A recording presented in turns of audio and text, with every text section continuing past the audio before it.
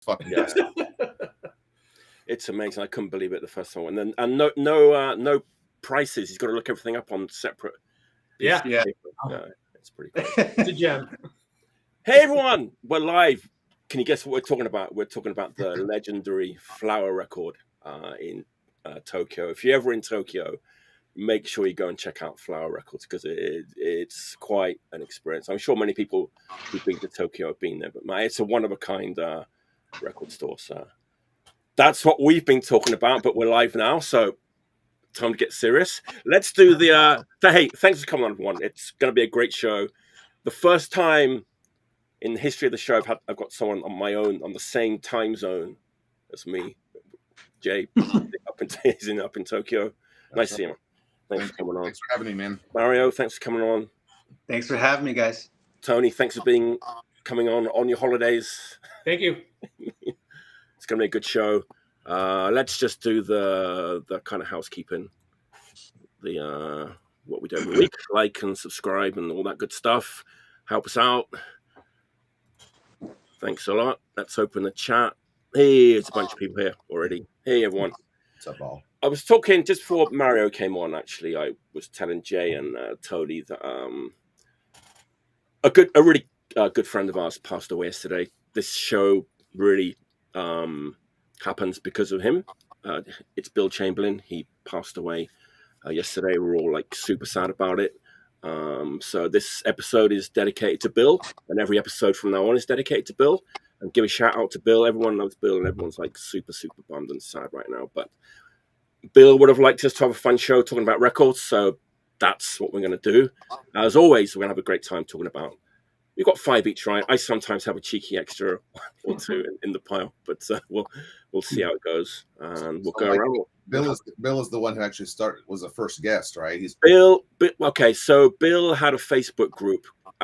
Facebook music groups are generally train wrecks. I don't stick around in them. Yeah. I don't stick around in them for too long, usually. But in this case, it's beautiful. Everyone gets along because of Bill's, friendly and welcoming personality. Barely any kind of like snobbishness or one-upmanship. And it's, one day I said to him, "Hey, we should do like this on video, like once a week."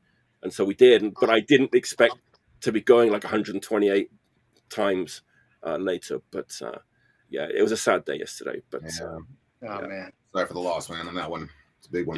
Yeah. So cheers, everyone. Cheers, Bill. Cheers. Cheers to Bill. Yeah. You can see in the comments how much love is out there for Bill. All right, I'm gonna kick off with my first pick. And anyone like the Buzzcocks? Oh yeah, of course. Everyone likes the Buzzcocks, right? Definitely. Right? How can you not? Do we like surf music, like surf guitar music? Yeah. Twang. Yeah, I'm not too well versed in it, but the Gale, the Ventures, or even maybe like Man or Astro Man. I've throw them in there. How would you fancy those two things were melded together? I could see this.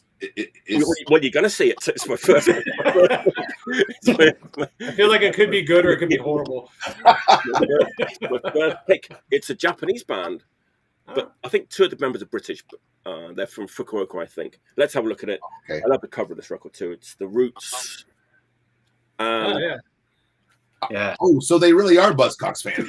Yeah. I think you actually pulled the Buzzcocks record out. There's more to come. You'll love this. It's The Roots and Reverberation Addict. Okay. Okay. That's pretty clever. Right. So it's an LP of Buzzcock songs done in the twangy surf style. Oh, okay.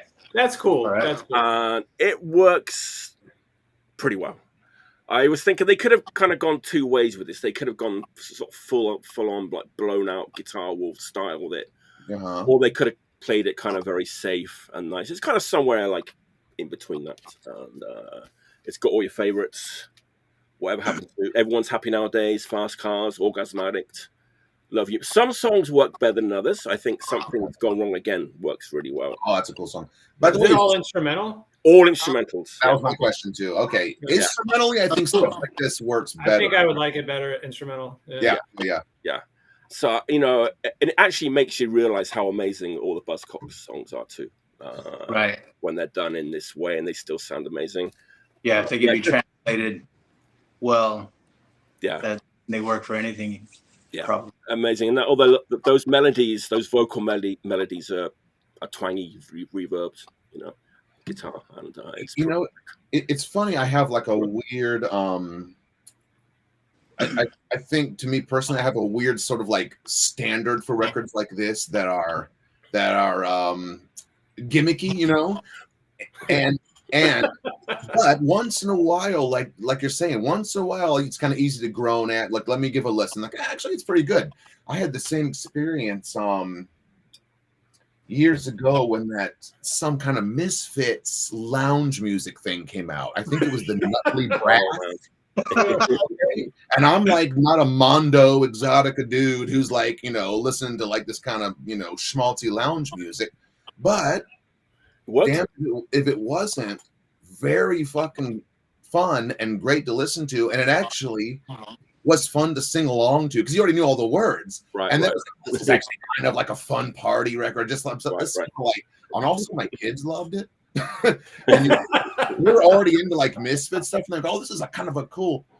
So it's kind of interesting. This kind of to be honest with you, I bet this kind of band is the funnest band to be in because everyone is going to come to your gigs and know the tunes and like have fun. And like, but the crazy thing is, this band has like 17 or 16 or 17 albums, and I think the first the first run is like just 60s garage punk, Okay. And then they decided they were going to do this. Have you seen them live yet? I haven't. I haven't. But now I've got this. I want to go and see them live. I feel like that would be a good live show. I think so too. I think so too. They never play live. They're too busy making records. 17 albums. That's crazy. Yeah, since in less than 20 years. So it's like almost an album a year, right? Yeah, the next show you do is going to be album 18. So. right. Actually, this isn't the newest one. I'm going to get to this. Actually, Tony from he just mentioned it in the comments, but they have another one called they do a Joy Division one called Surfing Pleasures. Oh geez. And it's a big, look at that. It's a bestseller at the store. So there you go. Nice. And they have another one more. They have a Kraftwerk one too. They have called what's it called? Twang. Can you guess the title? How we get Twang Machine? Okay. By the way, Mike, what is the name of this band? The Roots. The Roots. There you go. Oh, the Roots. I see. ROUT. Oh, the Routes. Oh, the Routes. Oh, sorry. British pronunciation. I do apologize. The Routes. The Roots. I'm like, isn't there already a band called the Roots? Yeah. Is Questlove in this one? Sorry, the Routes. I do know this. I do know this band. I feel like you would have heard of them. I think yes, they're a very yep. Okay. Yeah, they come to Tokyo a lot. I've got a lot of friends who are friends with these guys. Like one British guy is bass player, guitarist, or something. Yeah. It's like now I know who he's talking about. Now I pronounced it correctly. Okay. Now I see. Yeah. I was thinking, Jay seems like he doesn't know who this band is. Why doesn't he know? Well, you're like, yeah. There's a lot of information on this. Surf rock, Buzzcocks. I was coming at you a bit. Okay. Fun band. That's my first pick. The Routes. Good pick. Yeah, fun pick. All right, Jay, what's your first record? And before we do it, let's do the bit of the promo for the upcoming. Something that's coming out next week. Right? Oh, the Fever Moon thing? Yeah. Okay. Well, yeah, cool. Okay, like next week on Steadfast Records and Sweet Cheetah, I did a record called Suicides with the band Fever Moon. Fever Moon's a project that I've been doing for a few years where I get some guests and people joining together. And on this record, we got Mario here playing drums on the record. And got a few other friends coming out playing on it, and it's coming out 25th. So great, check it out. I've got that was from last year, right, Jay? The one behind me. That's from last year, yeah. Man, you're as busy as the Routes. What a segue, man! Yeah. Good one. Almost as busy as the routes. All right. Well, tell you what. I'll start off here with and I should be clear here. I did not do a thorough search of like maybe what's been presented in the past. So I think it'll work out great. All right. Feel free to shoot me down. I think we all can agree that in our time of like digging into sort of obscure or maybe forgotten hard rock proto metal records, there's been a lot of cool stuff from Germany that sort of like gets the shine. And I'd like to shine one that I don't think I've seen talked about that much. Ken Ping Me. Oh, new to me. Yeah. I only heard of it and have maybe a song on a comp or something, but I've never owned one of their records yet. I have no idea if this band name sounds cooler in German. I'm just gonna say Ken Ping Me because it's so thinly printed on there, and it's got such a bizarre cover. Yeah, it's a great cover, and it is. It's so the thing is with about this one, it's one of those weird albums. I mean, it's basically got your standard. There's a Mellotron on here. There's it's got mouth organ as listed as a weird take that as you will. Piano. So basically it's a just drums, guitar, and an organ setup. Right. The thing is though, side one has so many killers, like deep jams that are like right up there with stuff like all the best, sort of like Sabbathy, semi-psychedelic. It goes into some weird musical interludes, and it's a genuinely really, really great side one. Side two is also really cool, but side two has a little bit of like a more of a how shall we say, like a were you guys ever into Baker Gervitz Army? Yeah. No, it's not bad, but it's very uneven records though. So side two definitely is a little bit more sort of I don't know if I want to use the word polished or just a little more sort of like still really good. But it's a really cool record that I think I think you guys would actually dig into this one. Kin Ping Me. Kin Ping Me. Look, I'm a huge krautrock fan, and they're in the books, in the krautrock books for sure. Oh, really? Yeah. Okay. So like I have a few of those. That's a definite Jay record. If I were to go record shopping with Jay, you pull that out and be like, "You have to get this." And I've gotten so many of those records because just for the cover alone, Tony. Come on. Exactly. I just realized, looking at the back, I didn't even know this. Connie Plank engineered this one. So okay. There you go. Yeah. That's almost an instant sort of like check it out, right? Yeah. I'm not sure when this is from. It might be 70. It's on Polydor, right? Polydor, yep. So I'm gonna assume like at least 76 or something like that. But yeah. That's been on my table. In fact, I just bought this probably like in February, and it's stayed in my listening stack since then. I even pulled it out a few nights ago just to like see if it, this is one of those cool records that like I can get into like as like a nighttime record and as like a power through my day kind of record. And by the way, I don't want to diminish the second side because it is actually really good. Yeah. By the way, speaking of Baker Gervitz Army, I really love Baker Gervitz Army, but they can sort of be a little bit on the corny side. A little bit, yeah. And like all the people come together, and very kind of like, oh, okay, cool, man. Records aren't as good as the jackets. Yeah. It's a bit of a Molly Hatchet situation. Yeah, but three-man army related to Baker Gervitz I think they were also members of Gun. Yes, and it's the Gervitz brothers, right, who wrote that song, Gonna Write a Classic, Gonna Write It in an Attic. Really? One of those brothers wrote that song. Yeah, I see. Later on. Yeah. Okay. Yeah. Actually, if you also like, I'm sure we like Adrian Gervitz's stuff with Fela Kuti that he did as well. That's a pretty. I don't know if you guys ever heard that record. Like it's Ginger Baker, right? Not Thank you. Yeah, Ginger Baker, same drum. Yeah, Ginger Baker something. Yeah. Man, I always get embarrassed when I listen to that record, though, man. Like, I don't know if you guys have heard that record closely, like recently, but it's kind of funny because it's like two egos, right? Like Fela Kuti and the maniacal Ginger Baker. Yeah. And a few times, it's a live concert, right? So a few times, like Fela Kuti is actually like, okay, it's my Ginger, turn. time to cool down the drums, man. It's like, yeah, they kept that in. They kept that in the recording. That was one that I was like, oh, this is gonna be a really good one, but it's not even in my like top 10 or 15. Oh, I agree. It's a weird chemistry. But that German record's a great pick. I thought you were gonna pull Night Sun Morning, was the one I was thinking of that you might. Oh, that's a great one. That's a top. That's my wow. That's actually one of my favorite German rock records. That's a wild one. Yeah.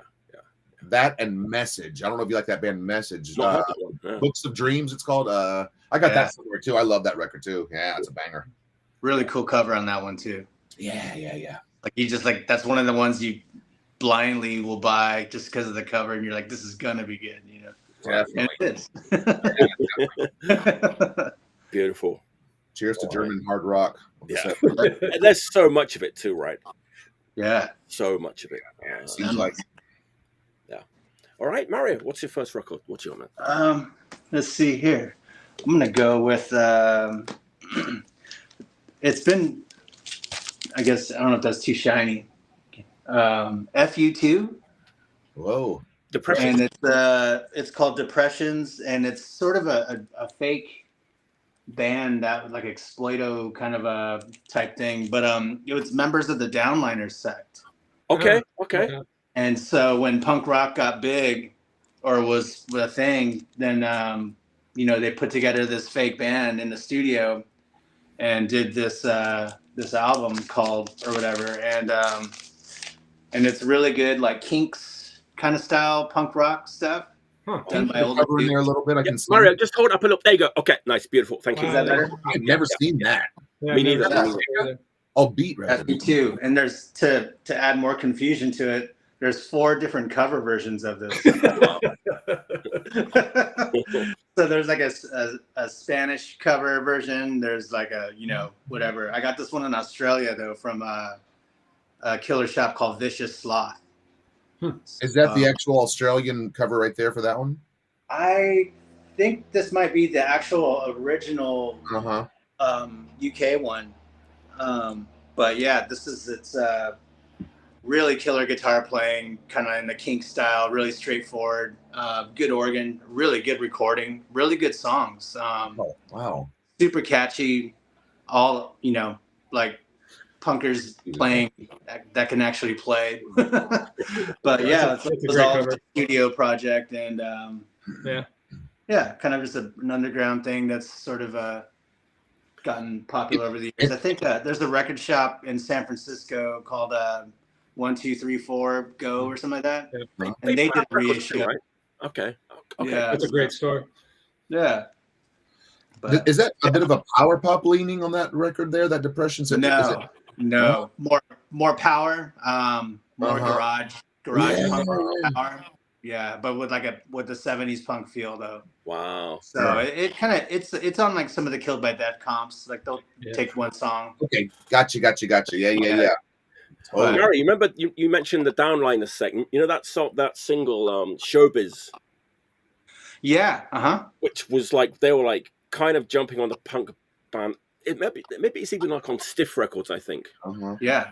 That's a really great song. It's like the Downliner sect trying to, Yeah, so I'm not super familiar with that song per se, but my intro to the Downliner sect was they did a really cool cover of a Lou Reed, John Cale rarity called like Why Don't You Smile Now? And it was like a really kind of deep track for like Velvet Underground heads. Yeah. And their version of it was really, really cool. It was like super cool, and that's like turned me on to them more so, and that's kind of how I found out about this FU2. Wow. So. Yeah, so I think it's like 77. They put out a 7-inch and a 12-inch on. I think it's either Raw Records or Stiff Records, and they punked up their sound a bit. That song it's a really good song. I love that. Well, I love the Raw Records label. Yeah. That's wicked, man. That's wicked. Cool. Yeah. All right, Tony. What's your... All right. Just for clarity of my picks, I really had a hard time trying to figure out like what I wanted to bring, because with the shop that I run, it's hard because I'm listening to new stuff constantly and it never sinks in. So I just thought it'd be fun to pull records that I started listening to when I first got into punk when I was, 13, 14 years old, that I still can put on today and think are amazing. And I grew up in the Bay Area and, used to frequent Gilman and, early 90s, late 80s. And so my first pick is a band that I think Christ on Parade. Oh, yeah. I think just really kind of, this is their last 7-inch they put out before they broke up. Nice. Yeah, my favorite material on it.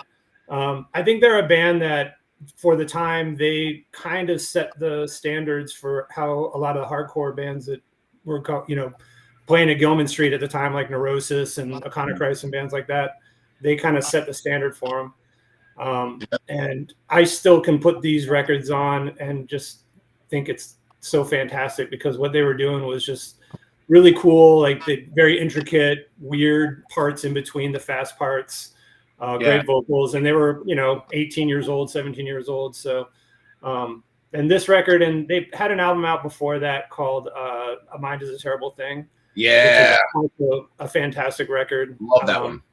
Got that stuff. Yeah. And I never got a chance to see him play. Unfortunately, I was a little too young when they were around. But I got into them through. Do you remember the Thrasher skate comps? Oh yeah. Yeah. So I actually grew up. Yeah, I grew up right down the street from Sessions, the skate shop. Luckily for me, and they used to have a cool punk section. They had all the skate stuff, but they also had like all these punk shirts and cassettes and records, and they had a Thrasher comp. It was one of the first things I ever bought. And Christ on Parade were on there, and I just thought the name Christ on Parade was so cool because I went to Catholic school, and I was like, oh man, like anything that had to do with, being against religion, I was like, oh, this is great. And so they had this record. So I bought this record at Sessions. It's like one of the first records I ever bought, and I still have it. That's cool. I love it. This is great. So that's my first pick.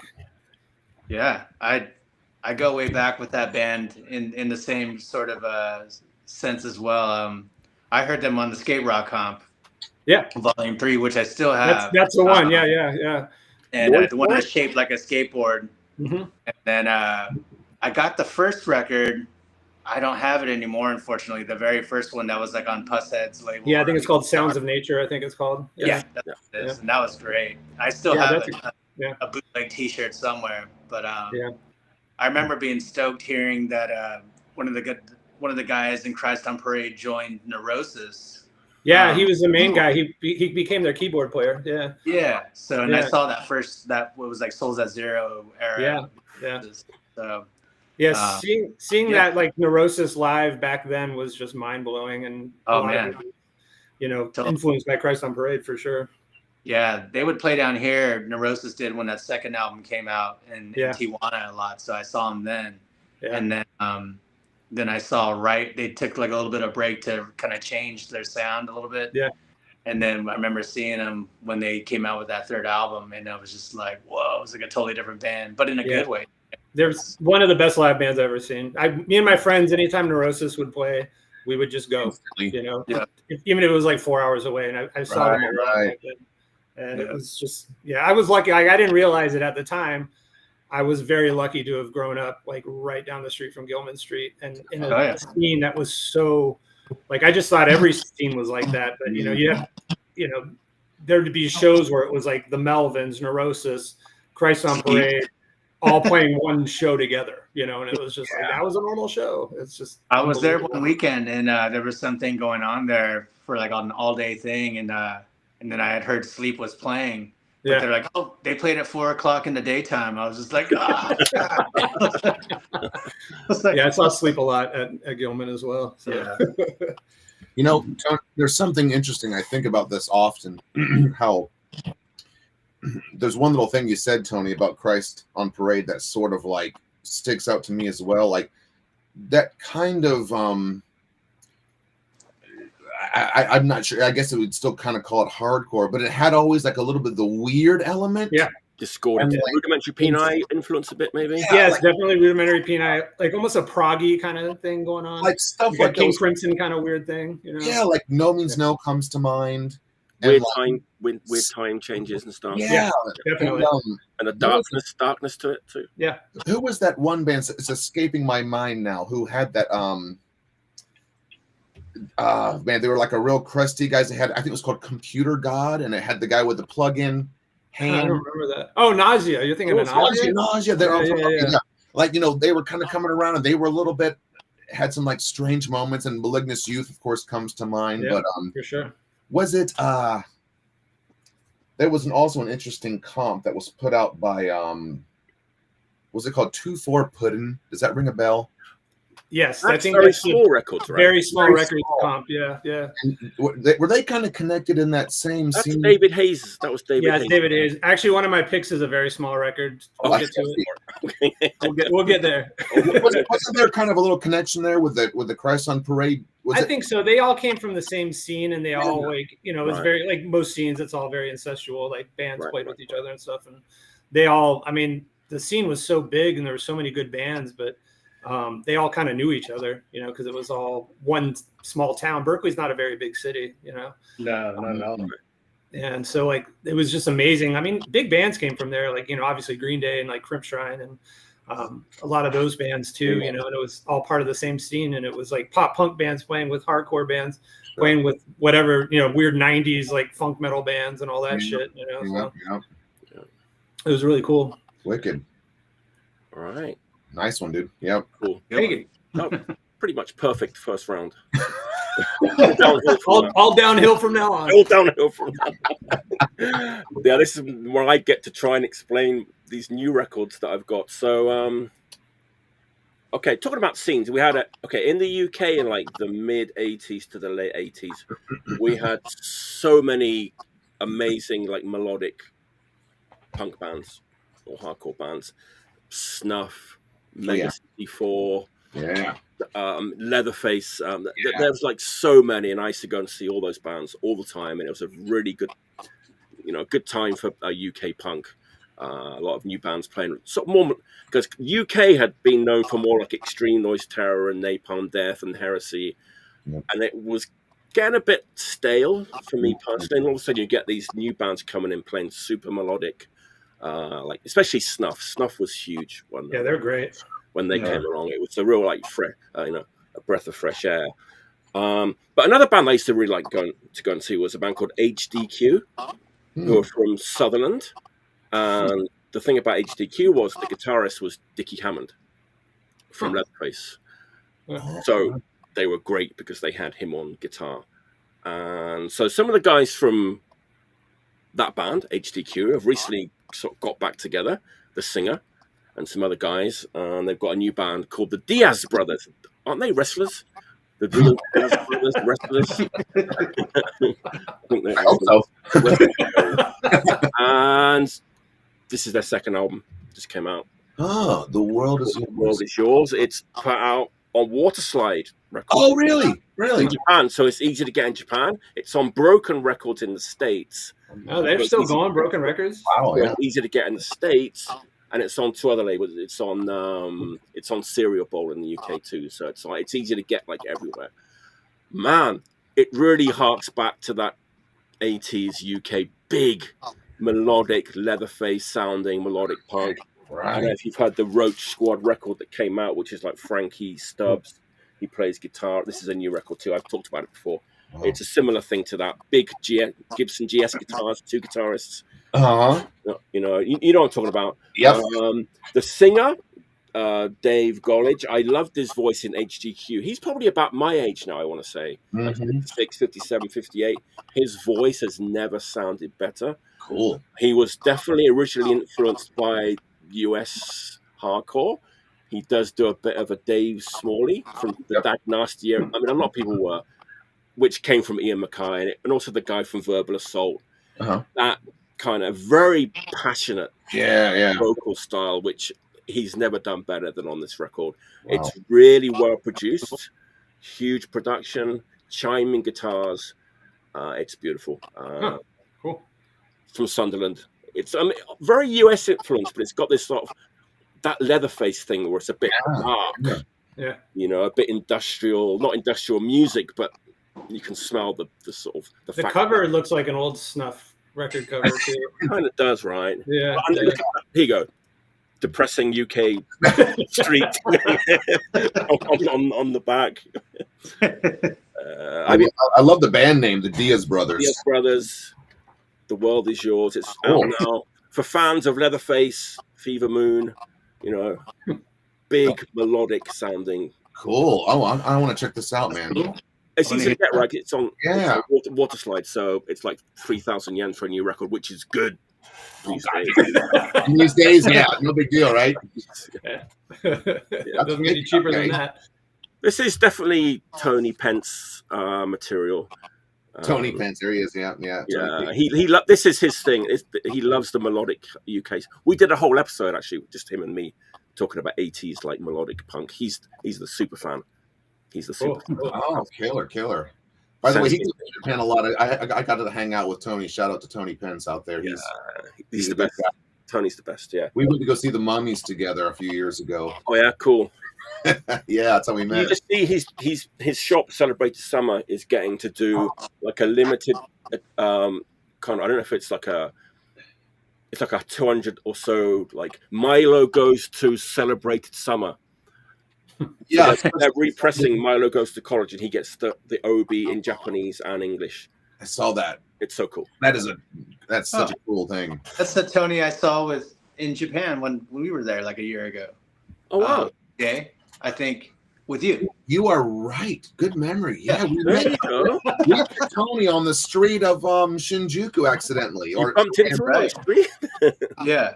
Oh yeah, man. There you go. It's true. It did happen. There you go. I had a great time going record shopping with Mario. That was funny. Okay, now it's all coming back to me. We're making sense. Yeah. Route, I don't know.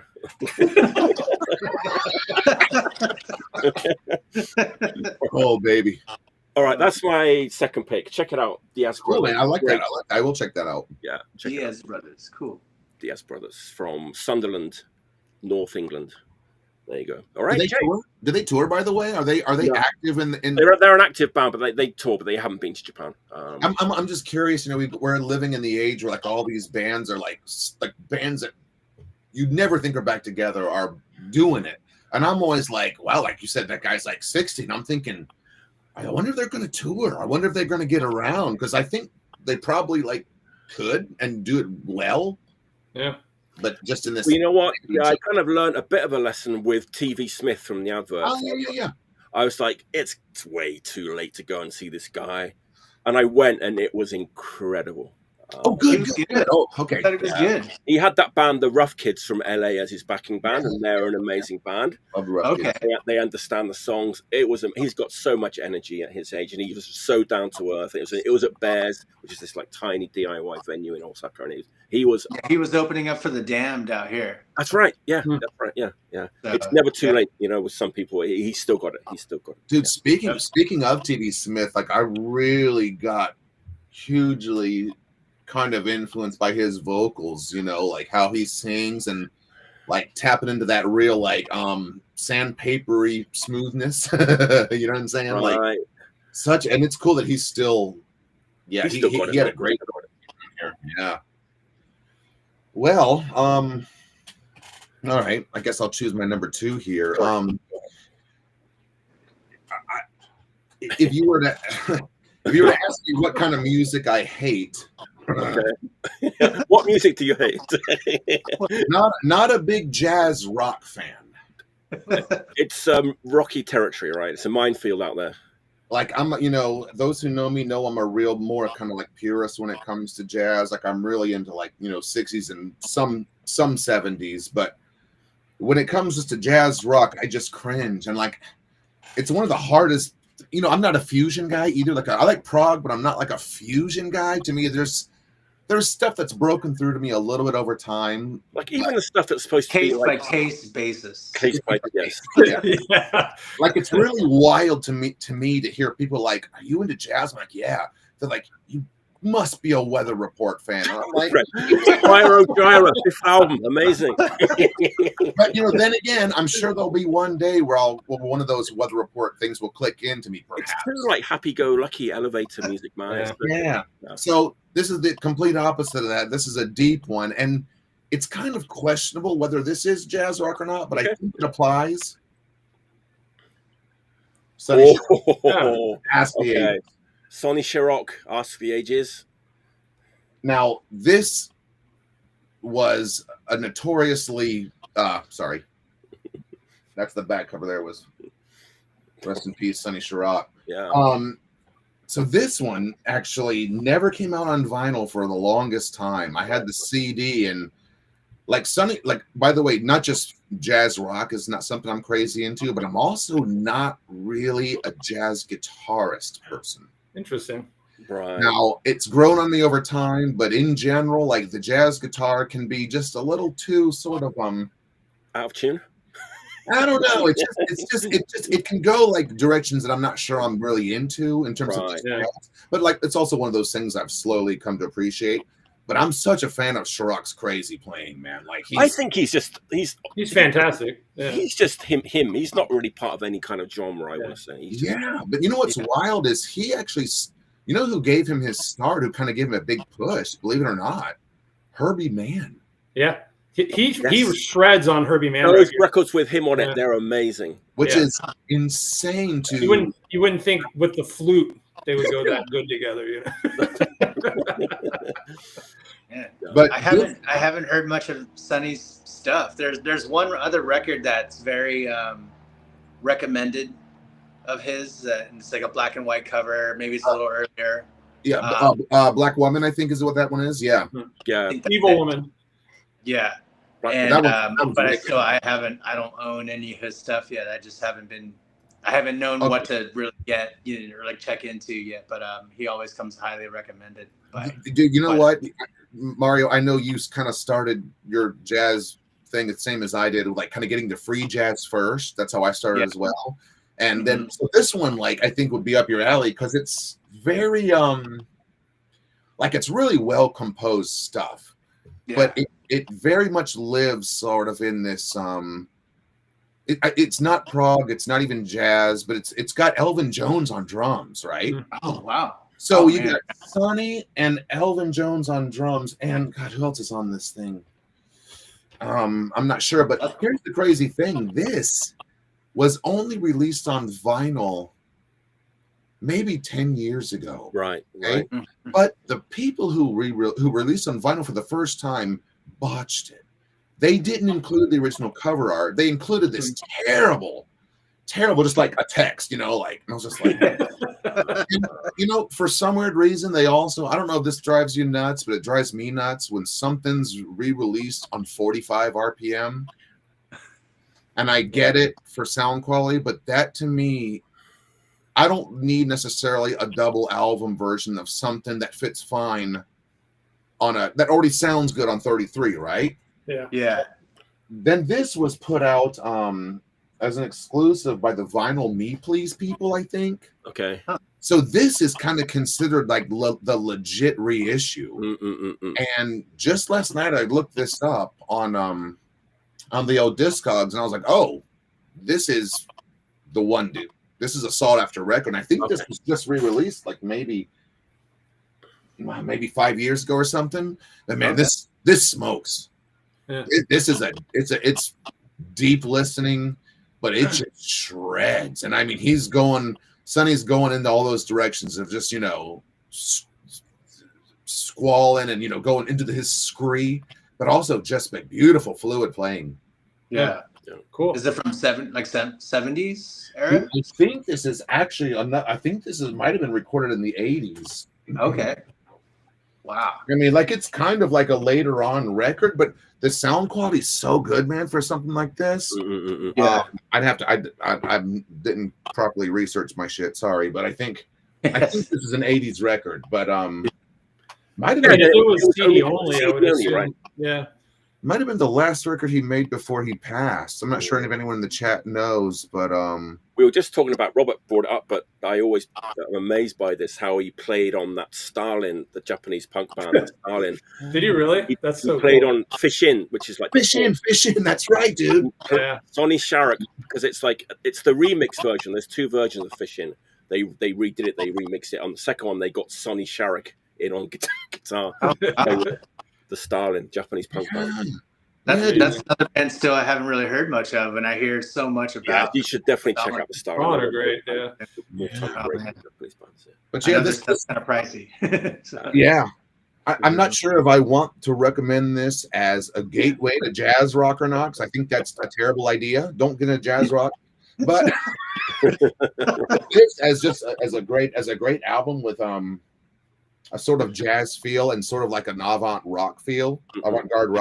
It's kind of experimental, it's kind of rocky, but yeah, it's beautiful, man. Beautiful album. Cool. Good pick. Yeah. Yeah, it's certainly not Return to Ever. Return to Forever. Yeah. Return to what kind of music do you not like again, Jay? Right. K-pop. Beautiful. All right, Mario, what's your second? Let's see here. I pulled out a band from Italy. I think it's 78, called Rancid X. Oh, cool. Oh, I've seen that cover around. Look at that. Yeah, so it's the singer, and he's supposed to be hanging himself. Yeah, but it was small typeface, says Rancid X Voices, and it's from 78. And they were one of the first bands signed to a major label from Italy, from a really kind of not a really popular town. But they have like one or two songs that are like, one song is like on the Kill by Death comp type thing. Right. But the rest of the album is kind of a mix of New York Dolls, Rolling Stones, kind of a Bowie sort of vibe, but really well played and kind of just mellow, groovy sort of rock and roll kind of thing. Yeah. And then interesting vocals they're sung in English, but with like a little bit of an Italian kind of like accent to it that has some character. A really cool guitar playing on it, kind of sleazy vibe. Yeah. Wow. Yeah, this was something that I stumbled upon back in the blog days, when blogging and you were able to just download stuff off of blogs left and right. So much that way. Yeah.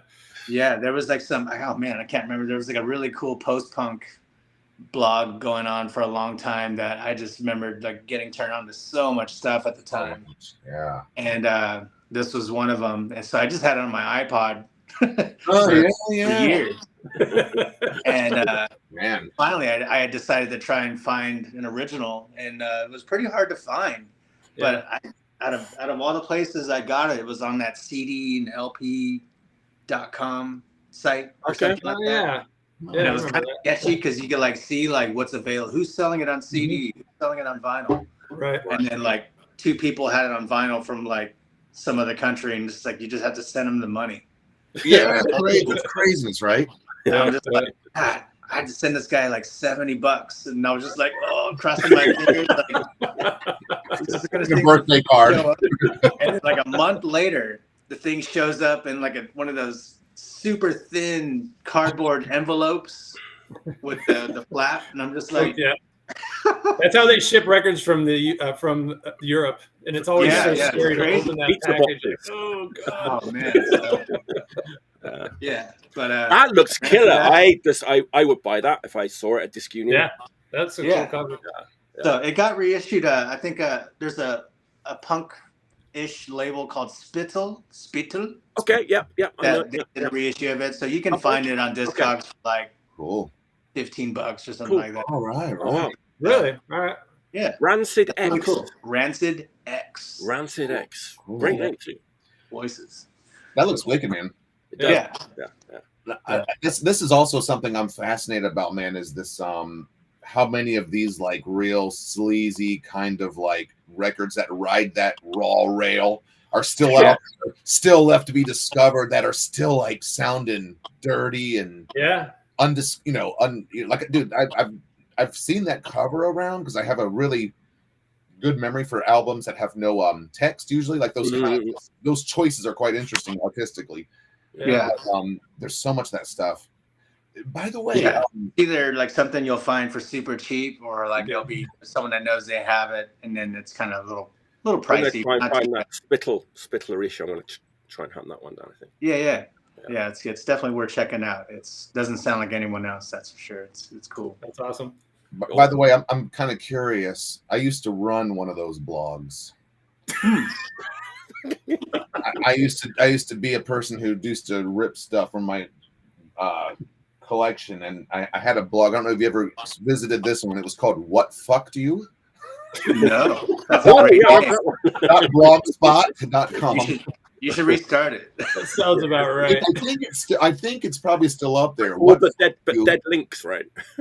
Probably all dead links, but I had mega upload, whatever. I had listed like a ton of like weird Acid Mother's Temple CDRs that I had found, and just like real one-off tapes and just weird collections, and I had uploaded all that stuff on there. Strangely enough, man, I think the one that was the biggest seller was this compilation I had put together of stuff. I used to work at Sanctuary Records, and we used to get a bunch of demos that were terrible. Yeah. And I had taken the best ones, the worst demos that made us all laugh, and put it together as a compilation called Exquisite Dog Shit. And it became a huge kind of like blog hit. That was my blog days. Yeah. Wow. Oh, I used to love trolling Mutant Sounds. Remember that one? Oh yeah, that was a good one. I think that was the one. That was amazing. Yeah, mind blowing. There's a great blog. I think it's still going. I don't even know if it's a blog. It's just a website, but it's just killedbydeath.com, kbd.com. Oh. Yeah, and it's sort of like all these different people can upload like rare stuff. And I was just like, I used to have this job where I had a lot of downtime, and I would just sit and download every single one, and it was all like the Kill by Death stuff, like the real early shit. But it was like it would get really deep, and I ended up making like a comp, just my own CD comp of like, I don't know, I made like 5 or 6 different CDs of just all these rare songs, and it was amazing. And I think it's still up. I think people still submit songs to it. Cool. And it's like a really cool way to find a lot of that stuff. That a lot of stuff never obviously got reissued, and those Kill by Death comps are actually kind of expensive too now, so they're hard to find. How many times Kill by Death has come up in this conversation today?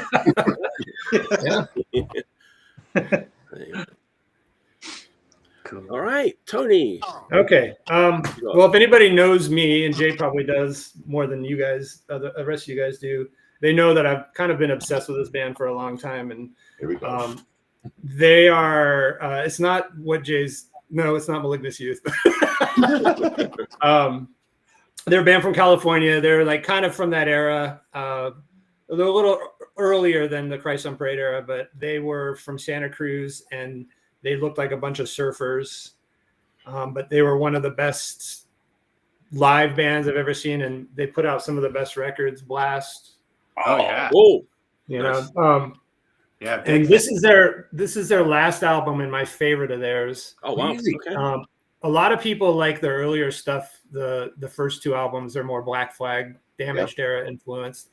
This album is where they really kind of broke away from that, and just they added a lot of like kind of metal tinged riffs to their already crazy sound. And this album it's kind of weird. Like the original of this, which I have as well, when it came out, there was like all these issues. I don't know the story, but it just sounded like dog shit.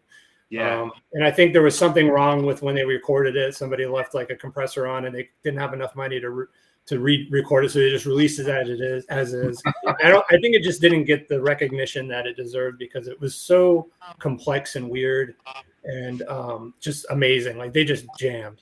But a couple years ago, Southern Lord reissued it, and they remastered it, and they made it sound a lot better.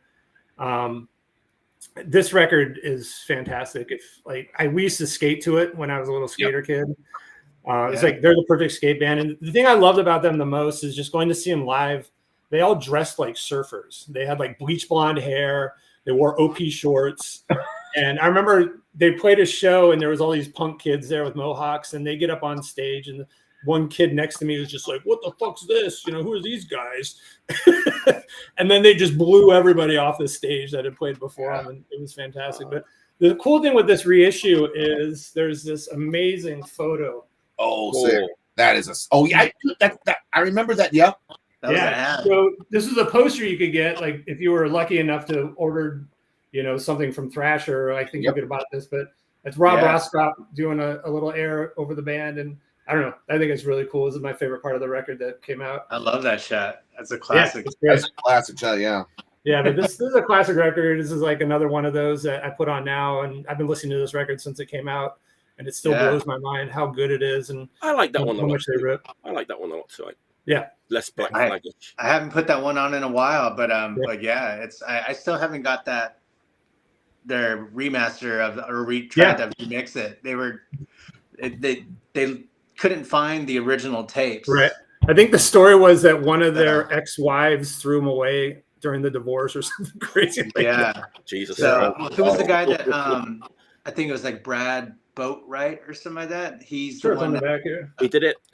He did some kind of trickery to where it was like he could like remaster it as much as possible. Wow. Yeah, they could only do so much, but like I heard it's a great improvement. Yeah, Brad Boatwright, you're right. Okay.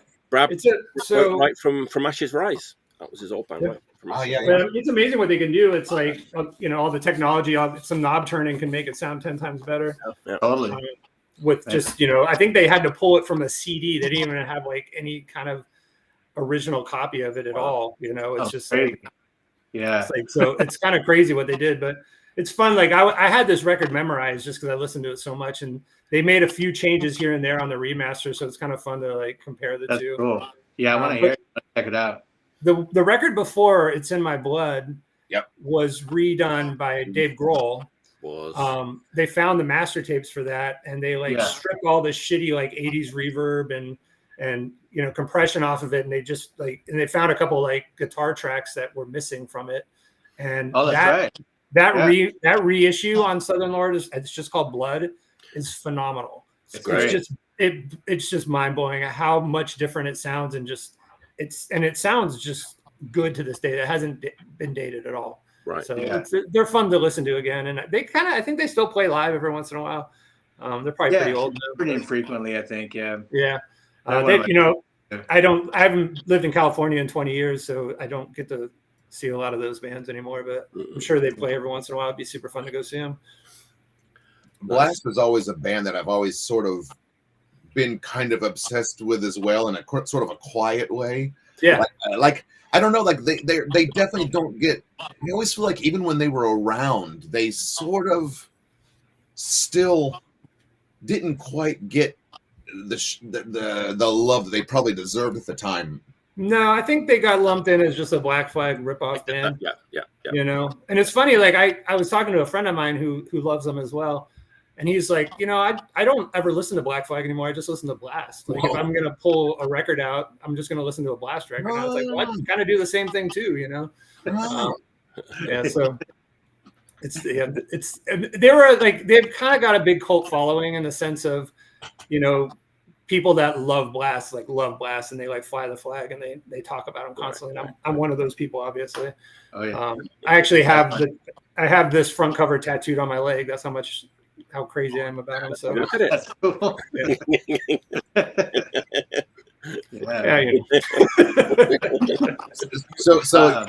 So you're has another band going on that's a little bit more heavy called Dusted Angel. Oh yeah, they're pretty cool. They're great. Yeah. Awesome. So like these guys. They play with Earthless someday. Oh yeah, cool. Well. Yeah, the Blast guys, like they kind of went off and did other bands too that were all really good. Space Boy, I really dug them a lot. Mm-hmm. I can't remember the names of some of the other ones they did, but they were always just kind of around, and just they're cool. They're just got the stoner rock. They obviously all smoked a lot of weed, and but they also just jammed. Like they're all great musicians, and it's super fun to listen to still. Also, like they kind of that record particularly is kind of weird. Like, you know, that this whole sort of like, you know, I guess what was it called, crossover, but it was a little after the crossover time, right?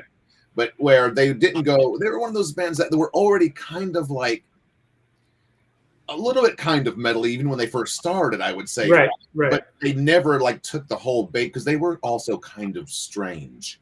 They were coming from a little bit of a different place musically, and you could tell they weren't just like from the beach. They were from the beach. You know, so there's a different character that when you come from the coast, from the beach, there's a little bit more of a different twist to your wastedness and how you come across music. Is this coming from experience? Kind of. I mean, like being in San Diego, there's definitely something different that's like not like LA or something. You know, or like, for sure. Yeah, you're right, Jay. Though I think about that too. Like they during that time, you know, you had bands like SSD and stuff like that who were crossing over and just turning into like straight up butt rock, and these guys they just like, well, let's just put some metal in it and make it even more intense. Just a dash. Just a dash, and just kind of, you know, change our sound a little bit, but it made it more intense and more, you know, more likable for me at least, you know. So. Yeah. And another thing about them that I love is their imagery. Like they had the best shirts. Like anytime we'd go see them live, they all, like I have a ton of Blast shirts, and they all just had the coolest imagery. You know, like you know, just the great like kind of surfy Santa Cruz skateboards kind of vibe. You know, it's really like that's one of the things I really loved about them is the whole package. You know, power of expression. Oh yeah, that was a good one. Yeah. By the way, they're kind of still doing stuff. Are they doing anything new? Are they recording anything? They like put out a couple of singles about 10 or 15 years ago, and they kind of just come and they come and go. You know, like I follow them on Instagram, and like maybe once a year they'll be like, we're playing a show, you know, or whatever. Yeah. And I was actually surprised, Mike, is that when I was searching through your list of all the bands that people have talked about, that Blast has never come up before. So really. Yeah, at least maybe I wasn't searching right, but sometimes like, if someone didn't put in the maybe so, then it won't show up in the search is very sensitive. Damn it! I thought I was being the first one, but I had it. That record definitely hasn't been shown though. I know that for a fact. That hasn't been shown. Cool, hey, cool. Talking about like musical genres that are a bit of a minefield, like jazz rock and jazz fusion. There's some others too, right? Black metal is a minefield. You got to be careful with. Various things. Yeah, for sure. Oi is another one. Back in my youth, I wouldn't go anywhere near Oi. Like, dangerous, you know. Right. But you know, I might listen. I listen to some Cocksparrow and some Blitz in the safety of my mother's house. Wouldn't be seen at an Oi gig. Couldn't do it. Right.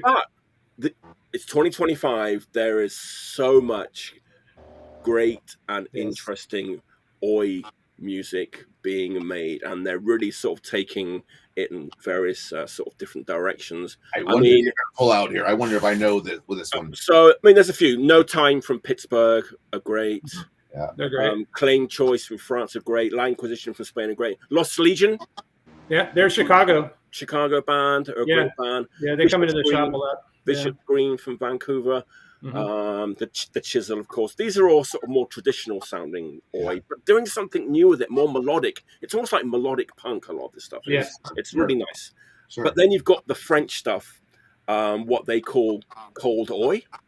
I like to call it Oi Division. Oh boy. The Guardian newspaper just did an article on French Cold Oi. That's where we're at now. So, interesting. Anyway, get to my pick. So my pick is a band that's kind of falls between both of those things. Yeah. And they're great. This album just came out on one of my favorite labels, La Vida es un Discos. Yes. Who are really the kings of like contemporary punk and hardcore. Yeah, they're great. They're great. Of course, I'm talking about from Montreal, Beton Armée. That record's just so good. Oh, wow. Yes. So good. I've not heard of that. It's only been out like a couple of months, maybe, but it hasn't even made it. It hasn't made it to the States yet. I'm still waiting for my copies of it. Yeah. Cool. Okay, now we've got to try and describe this record. It's really propulsive. It reminds me of like the old French like drum machine bands. Like, have you heard that band Queer? Cuir, the guy that wears the pink latex mask. No. I want to hear this now. He's amazing. It's like drum machine punk that's just like, but that's also influenced by Metal Urbane, right, from back. Oh yes, sure. So it's got this like propulsiveness to it. It's a real drummer, but it's got. Oh really? Okay. And yes, I gotta say, I've not seen them live. I want to see them live. I saw them a couple months ago. The best front man. They're all, the front man's amazing. They are all like cartoon characters, the way they like look and everything. I hope they're not watching this. That I said that, but they're very animated and very like cool looking. And it reminds me that they're not like Home Front, but they're like as energetic as Home Front are live, and it's melodic. It's driving. And there are more whoas on this record than any other record in my entire collection. Now is this an Oi record? I mean, they are an Oi band, but okay, so it's like the new. But it's 2025. Yes, there's lots of other sort of little influences in there. Right. Oi Fusion. Oi Fusion. Fusion. And all these bands have the good politics too. They're all like that helps, on the right side. They're all they're not the bad guys. They're all right. So it's a great record. I know. Get it when it makes it to the States. Like pick up this record. I'm interested because the songs are great. Yeah. There's a couple of videos. There's that promo video for one of the songs on here is amazing. It's just them. That's the picture. The picture doesn't really do them justice.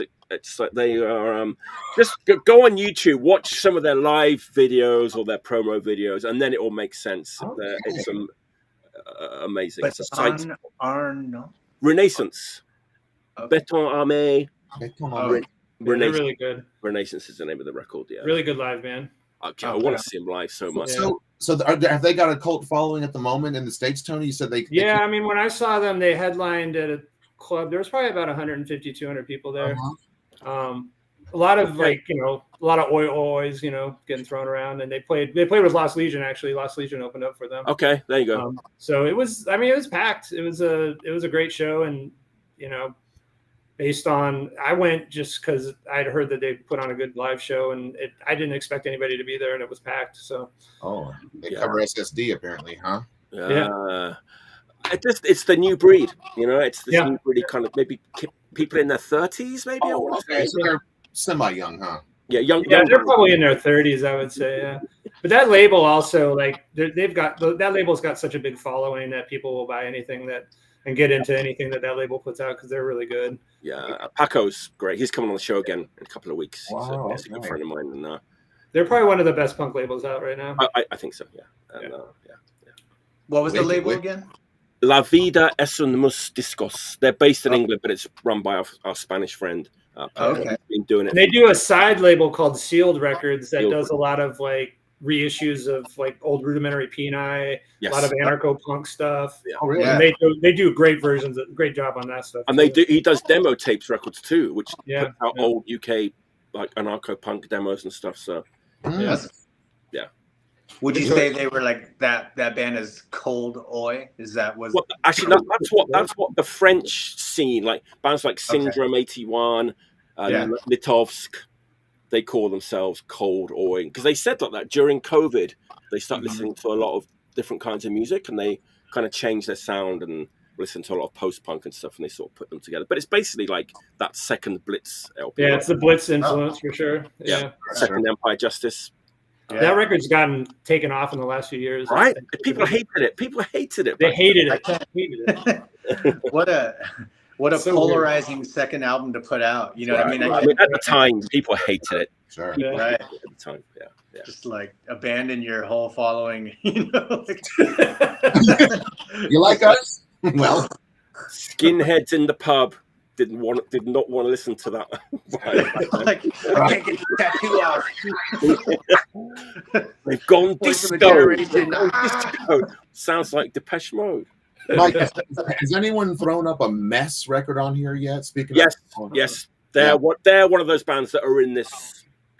Yeah, I do. I have kind of gotten to them recently. I think they're pretty cool. Mess. Yeah, they are good. Yeah. All right. There you go. I gotta stop listening to old shit and get into some of this new stuff. There's a lot of good new stuff coming out all the time. Tons of it. All right, Jay, what's all your right. next pick? All right, I'm gonna throw one here that's definitely a little bit of a weird one, and another one that's a little bit hard to describe, maybe. It's from 1990. So I'm assuming this band was probably active in California around the late 80s, perhaps. Does this look familiar to anybody? Scattered Few. Has anyone ever seen this record before? No. Never seen that. Oh, never heard of it. Okay, the album is called Sin Disease, and that's Scattered Few. Speaking of another, Blast has, you got to have the apostrophe there. This band, you got to have the Scattered-Few. Yeah, that's not going to come in the search. Okay. So there's an interesting history here with this record. I guess, like, right off the bat, I'll just say that when this first came out, for some weird reason, this band was put out by I think like a Christian record label when they first came out. But this band is not like a Jesus group. They're sort of like this weird quasi man, I don't even know what to say. Let's put it this way. They were HR's backing band when he was so they were his backing reggae group for his solo tours. Interesting. What was it? Did he have a record called Charge or Change? Yeah, Charge. Yeah. So they were his backing band. This there's the back there. I don't know why that back has a strange, like, Jane's Addiction kind of feel to it. It kind of does, yeah. Okay, so let me see the shirts they're wearing. Yeah, I'm not really sure how to like break this one down. You set yourself a hard task, haven't you? There's a lot of stuff going on here, and I want to give them like their kind of fair due because this is a really cool record. First of all, there is a lot of these songs are fast, like under 2 minutes, and they're got a lot of weird energy going on. From the songwriting perspective, it's kind of one of those. It's not a hardcore record, it's not a punk record, it's not a reggae record, but it has elements of all that stuff. They turned it into their own weird thing, and it's. Do you guys remember? Who was the singer of Christian Death? Roz Williams. Roz Williams. Yeah. This guy, his singing has a little bit of that feel. Okay. So cool. He's not like a shouter or a screamer. And actually, I think it's two brothers, like the Domkus brothers, Omar and Ramald. So the first half of this record is kind of like semi mid-paced songs, but lots of weird little stuff going on.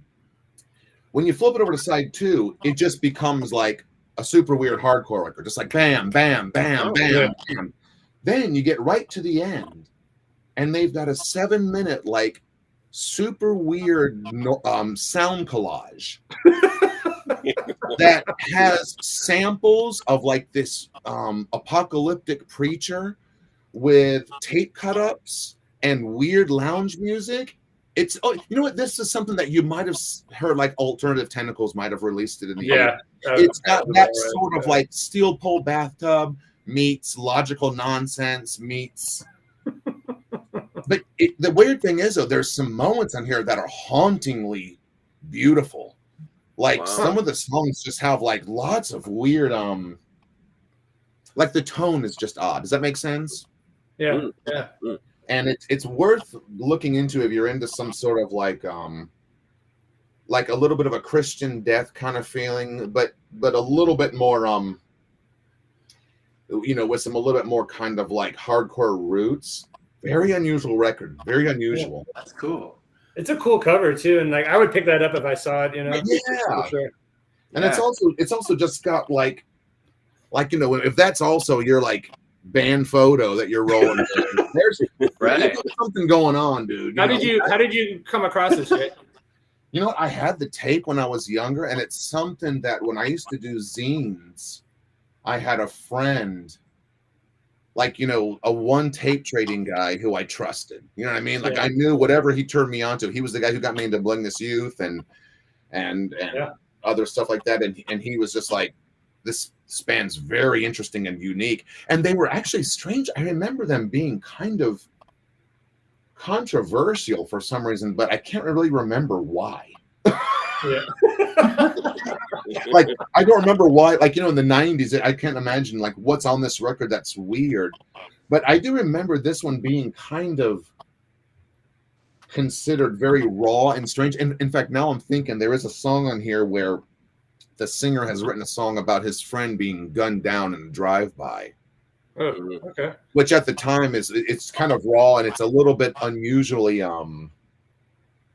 it's just a very unusual record. And I think this guy also went on to be in a band called Spyglass Blue, which I think was a little bit more sort of like a what's that dude from Bauhaus? Peter Murphy, or like a Peter Murphy kind of feel. And you could almost think this is almost like this does, now that I think about it, this does feel like a Bauhaus record that has gone into an LA punk blender. With a little bit of like weird way. Robert's going to blow our minds now. Yeah. One of the members now is the editor on the Queen Latifah show.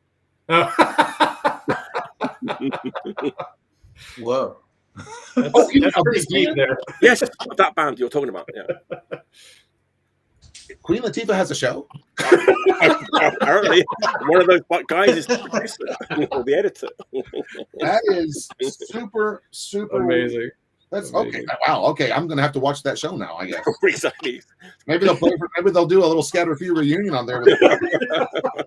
Now we're talking. Okay. Now we're cooking with gas now. Check out Scatter Few if you're into some weird stuff, and shout out to Queen Latifah as well. Yeah. That's wicked. Okay. There you go. Beautiful, man. Beautiful. Love it. All right, Mario, what's your next pick? Well, that's a hard one to look. That's a hard one to follow. But it somewhere in that conversation there, it was meant to be. I've been listening to a lot of Rick Agnew stuff. His solo record that he did is called All By Myself. Yeah, is that with the smoke? With everything on it. Yes, and then he says so on the back, right? I love that. Drums, me. Me.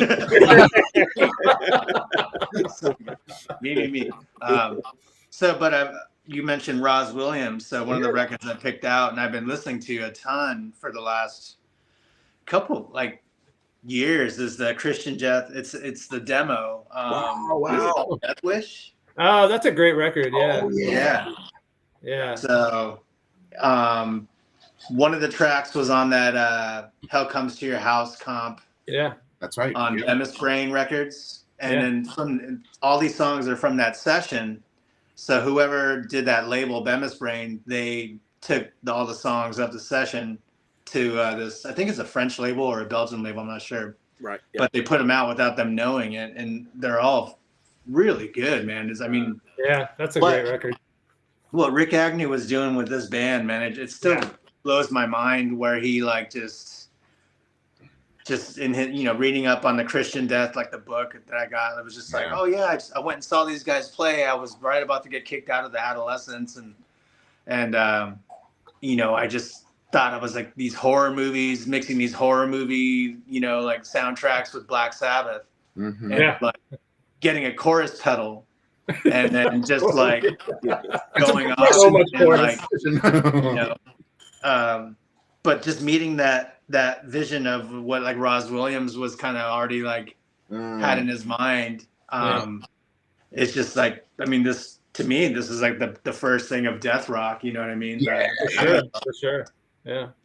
And it just has a cool, really raw but like still present, fucked up production to it. The guitar playing is amazing. Like everything just kind of like fit together perfectly. And it's not too like, I've been corrected because I was like, oh, this is like goth rock, or whatever. Like, no, it's death rock.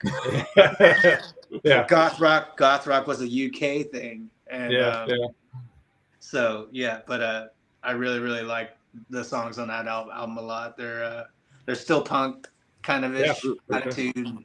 I mean, but I feel like that sound is so present with younger bands. Oh, it's big right now for sure. Yeah, the chorus pedal part of it is definitely big. Right. Yeah, exactly. Like the same with like the Blitz second, the second album. Like it's definitely a lot of bands taking those cues and just mixing them in with their own other bag of influences, and it's cool. Interesting to see. Yeah. I remember getting I got the first Christian death record. I think it's called Only Theater of Pain. I think that's what it's called. Yeah. I remember getting that when I was pretty young, and there's a picture on the back of them. There's 4 separate pictures of them, and they're all, they got that spiked up hair and makeup on, and one of them's holding like this mummified cat, I think. And I just remember seeing that, and I was like, is that real? Like, what are they doing? That's crazy. Yeah. And it was real too. It probably was. Yeah. I was like, did they bring that on stage with them? Like, what's going on? When I was a kid, see, like when I first started skating in like the early 80s, I was, probably still 11 or 12. And the first place that me and a couple friends would go to, there was like a ditch that was, on the outskirts of town that we would go to, and we'd go to as a group. And there was a wall that ran across the one side of the ditch, and you could just skate down the ditch for like, a really long amount of time. And then you get to the end of the ditch, and then there was like, there's spray paint everywhere. And then and on the wall, someone had spray painted Christian death and like a big upside down cross. And then we looked over, and there was like this grassy, like kind of little section. We look, and there's all these like chicken bones on the ground, and like, but they're all laid out like a pentagram, We're like, me and my friends were like 11, 12 years old. We're just like, amazing. I'm like, hey Ned, look at this shit. Look at it. There's like satanic ritual going on. It's like chicken bones, like leftover weird, like a possum, like, like skin or something like that. And no cat skulls. No, there was like a candle though. It was like a little bit of a candle, so like all the punks would go hang out there and drink and stuff. That's so cool. So I guess there were some death rockers there. So I was always mortified as a kid of like Christian death, and I didn't look it is funny. I remember also this weird kind of feeling of bringing home a Christian death record and kind of being like, I don't know what the word is. It just, there was a little bit of something interesting. Like, it seemed a little wrong. It seemed like it was like almost on like, am I satanic for liking this kind of thing? Yeah. But then it had like nothing wrong with it. It had the trans vibes too. Like he was, so like just dressed, in all these crazy weird skirts and dresses and stuff. Yeah, and also a certain sense of I don't know if you've seen the videos, like them on their live stuff. It's always like he'll just be kissing girls and like on stage and going like he'll just like multiple girls, like he's just like French kissing on stage, and then while the band's playing, and then he'll just like wipe his mouth and be like, take the mic, and it's just like, wow. to have been Roz Williams in those moments is just like, dude, you were like a Greek god of fucking death rock, like. And the whole story of that band is fascinating, like throughout like their whole history and everything. And oh man, yeah. I mean, I think at some point after Roz killed himself, like they kept going with some other singer who took his name, and it was like no original members. It's like, how does that work? No. Yeah, which is always so weird to me when bands do that. So I'm assuming like Cleopatra Records is going to be doing like the next Christian Death remix album, whatever. They're notorious for like. Yeah. Let's not give too much airtime to Cleopatra. That's true, man. That's just be careful. Stop. All right, Tony. What's your next? All right, let's see what we got. This is an obscure one. I'm curious if you guys remember. Well, this record here. Does this look familiar to you? This is a very small record release, and it's a split 10-inch. Weird, no. And so what it is, it's two bands. This band Schlong, who were I remember them. kind of these like goofy, like the drummer of Op Ivy was in the band, and like they just sang about drinking, and they were fun and they were fine. But the other band on this is why I brought it. It's this band called False Sacrament. Oh yes, dude. You remember them? This is the Two Small Records one, then. Yeah, they were on. It was Very Small Records, and they were this band that were from North Carolina that moved. I think they were North Carolina. They moved to San Francisco or the Bay Area, and they played like the most insane jazzy, proggy punk like mixture. And the way it's so hard to describe without it sounding really bad, but they were fantastic. Yeah. They were just like super complicated, weird. They would jam and like they would play at like Gilman and they'd play punk shows and everyone would just be like kind of scratching their heads like, what is up with these guys? And they had the singer, she was just amazing, had this really killer delivery, and she'd play clarinet and she would like dance around like a robot like while they were playing. Wow. And it was like these two like long-haired dudes playing bass and guitar, and they just like, and then the drummer was this like kind of short guy, and the drummer on this band is phenomenal. He is absolutely amazing. And like anybody that talks about False Sacrament be like, that drummer is so freaking good. This record, they put this out and they put out 1 7-inch. And I really recommend people trying to track it down and try to figure out how to hear. I mean, you can hear it on YouTube and stuff. It's really hard to explain. It's really, really good though. There was a point during the 90s that there was all these bands from California that were starting to like listen to a lot of prog rock and obviously do a lot of drugs. Like Plaid Retina is a great example of that. Yep. False Sacrament kind of falls into that too. There's a few others that I can't remember the names of, but it was really fun and interesting just going to see these bands play live because it was so different and weird. And, you know, also during that time, there was a lot of bad funk metal bands going on in California. And these bands were kind of like countering that. Like you can play cool jazzy stuff without it sounding stupid, you know? Mm-hmm. Also, wasn't False Sacrament sort of like in that territory where they were actually kind of really metally influenced as well, if I remember? Yeah, for sure. Right? They're all over the place. Like you listen to this record and there's this, it goes from like one kind of riff to another. It's like metal to jazz to punk. To, but they do it so well and so weird. There's like times when like that sounds like the bassists and guitars are playing totally different songs from the drummer, and then all of a sudden it all just lines up, and you're like, how the hell do they freaking do that? Like it's super like just very complicated and thought out. And I had an old friend that loved this kind of stuff, and we would go see these guys play live, and he would just sit there and laugh the whole time because he's just like, this is insane. I don't understand what they're doing.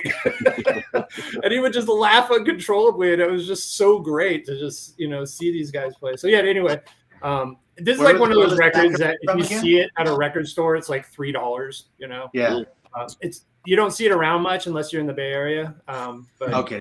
Totally worth picking up if you see it for a couple bucks, because it'll kind of blow your mind, I think. I tell you what's also strange with this kind of like genre mixing kind of bands is that when I hear this stuff nowadays, like new bands that are doing it, it seems like it's more sort of like used as like elements of like shock. Like, oh my God, they can play this too? Oh shit. And it seems like back when this stuff kind of first out, it was so sort of naively expressed that it was kind of a bit more of like an easier sound to sort of like, it sounded weirder at the time, I guess. Yeah, I think so. But it didn't seem like they were just like hopping a genre. Does that make sense? Yeah. I think at the time, these guys, especially, and Plaid Retina is another good example of that, are just trying to make stuff that didn't sound like anything else at all at the time. Yeah. You know, and they succeeded at it, but they also didn't make a lot of fans because of it, because I think it was just too weird for a lot of people. Sure. They didn't really fit into a scene, and they didn't really want to play the big rock clubs in San Francisco like the Stone and the Omni and those kind of places. So they kind of got stuck in with like the punk scene. Right. And they fit in well. And like that was another thing. This is on Very Small Records. That's that David Hayes label. He started Lookout Records with Larry Livermore, and then branched off. He was finding all these really weird bands to put out, and he did like put out like really cool stuff that was just kind of off the wall and different, and unpopular. It was just, you know, it was just one of those things where if you saw them at the right time and in the right frame of mind, you were like going to get it, but a lot of people just didn't get it. So, but I kind of love stuff like that. I like just obscure, weird music in that way. Yeah. It doesn't really fit into like a mold and is good enough to be on its own, but like just too weird for most people. So it's hard to champion that kind of stuff and get people into it. So, were you friends with them? Were you pals with the False Sacrament people? No, I didn't. They were a bit older than me. I saw them play a bunch, and I don't know where like any of those people are now. Like they've kind of just disappeared. And that's the thing that's kind of interesting about this era of music is that, you know, now like with video phones and everything, like there's so much footage of every band.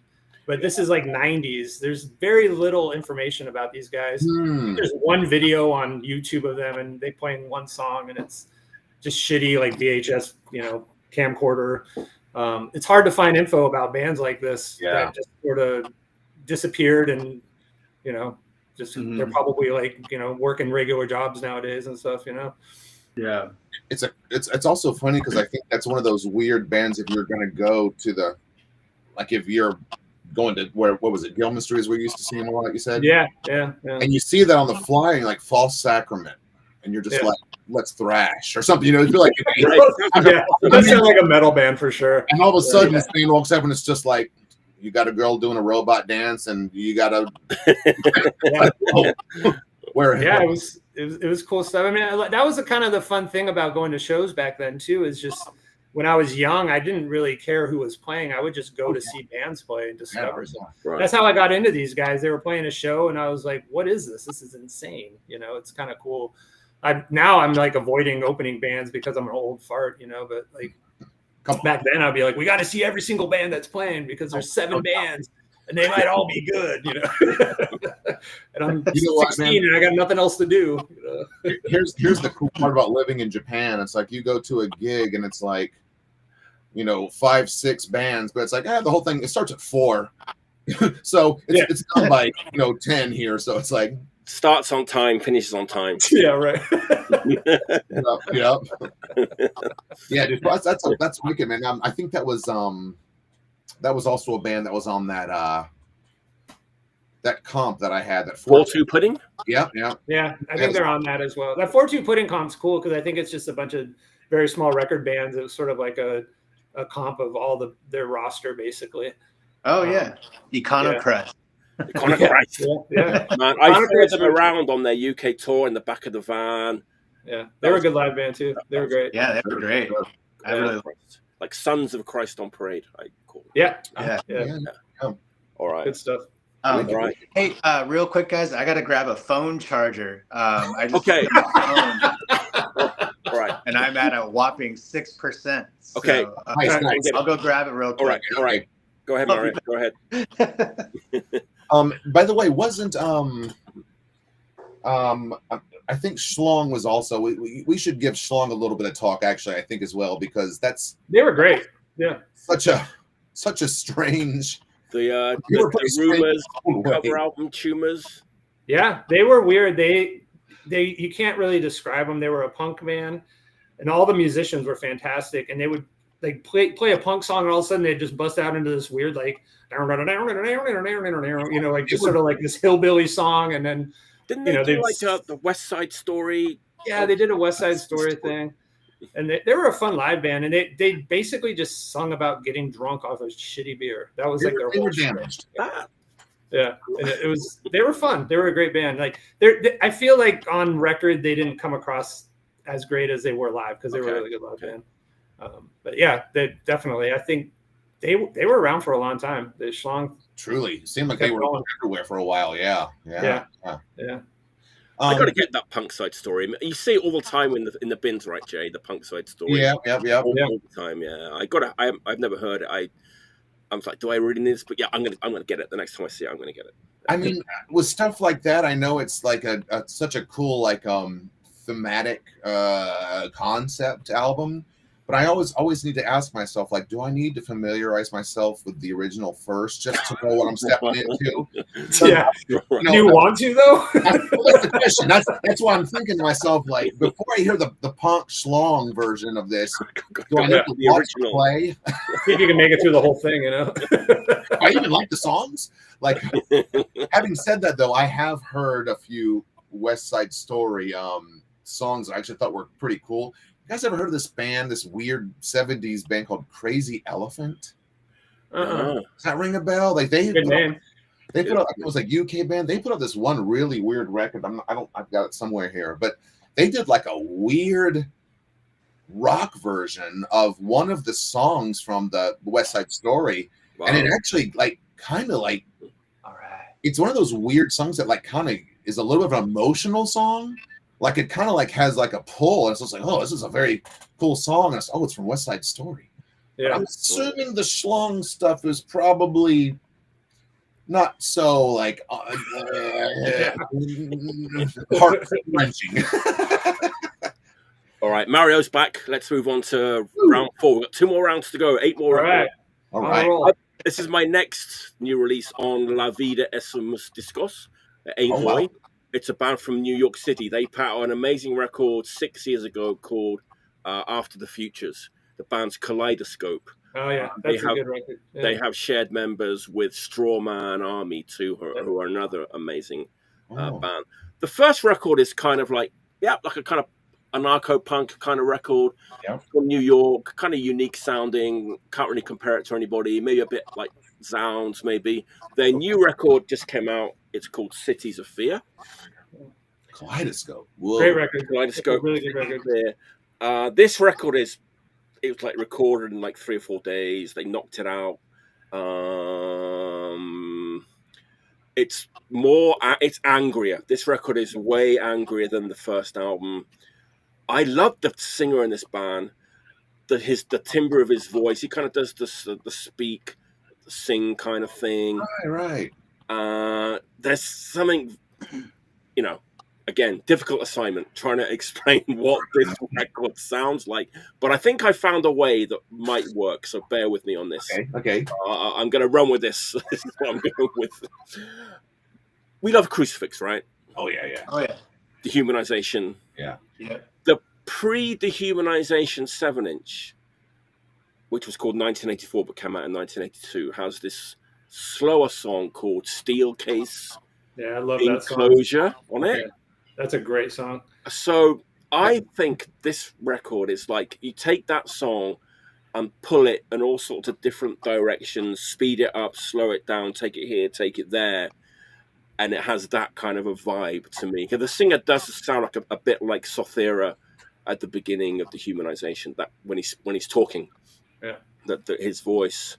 It's a hard one to describe. It's a good analogy. I think that works for sure. Thanks.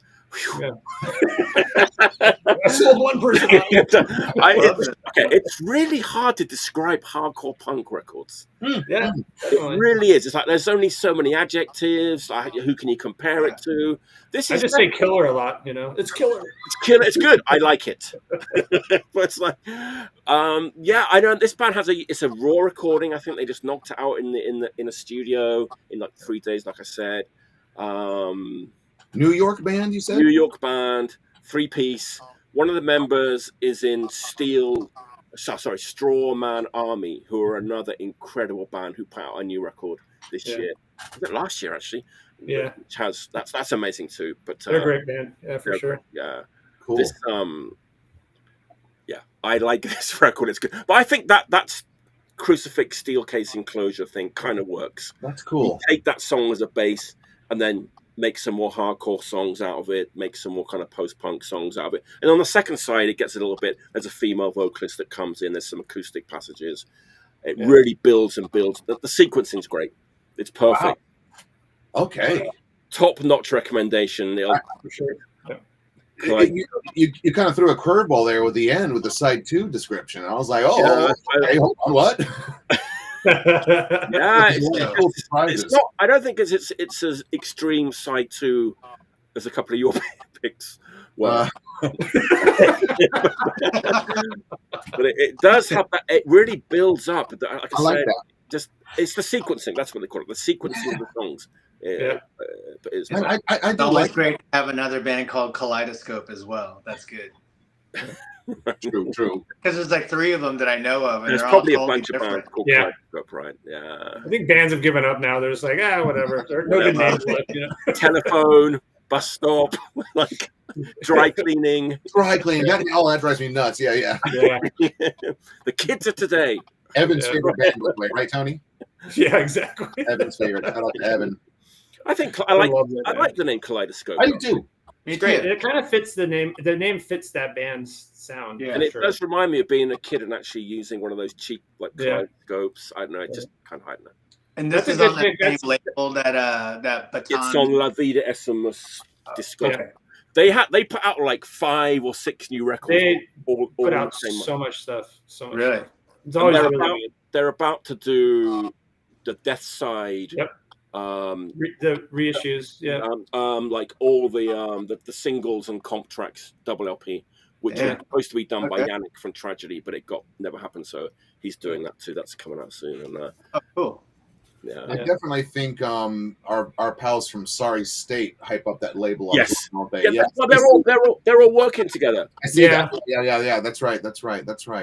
Yeah. That's where actually for my shop I get a lot of the stuff from La Vida through Sorry State. And it's just like they're kind of a pipeline of a lot of the UK labels coming into the US. Sorry State does deserve a shout out because they're a fantastic distro. Newsletters so good, and their store is great. They're just like they're the nicest. And Daniel is the best. Love Daniel, love Paco. Super nice people doing the work. Yeah, for sure. Whenever I get back to Raleigh, which is where I used to live, I always swing by there. Oh yeah. Yeah, and Vinyl Conflict. That's where's Vinyl Conflict. It's Raleigh and Richmond. Richmond. Yeah, that's a great store too. Yeah, Bobby's cool. They have a good label too. They put out good records as well. Yeah.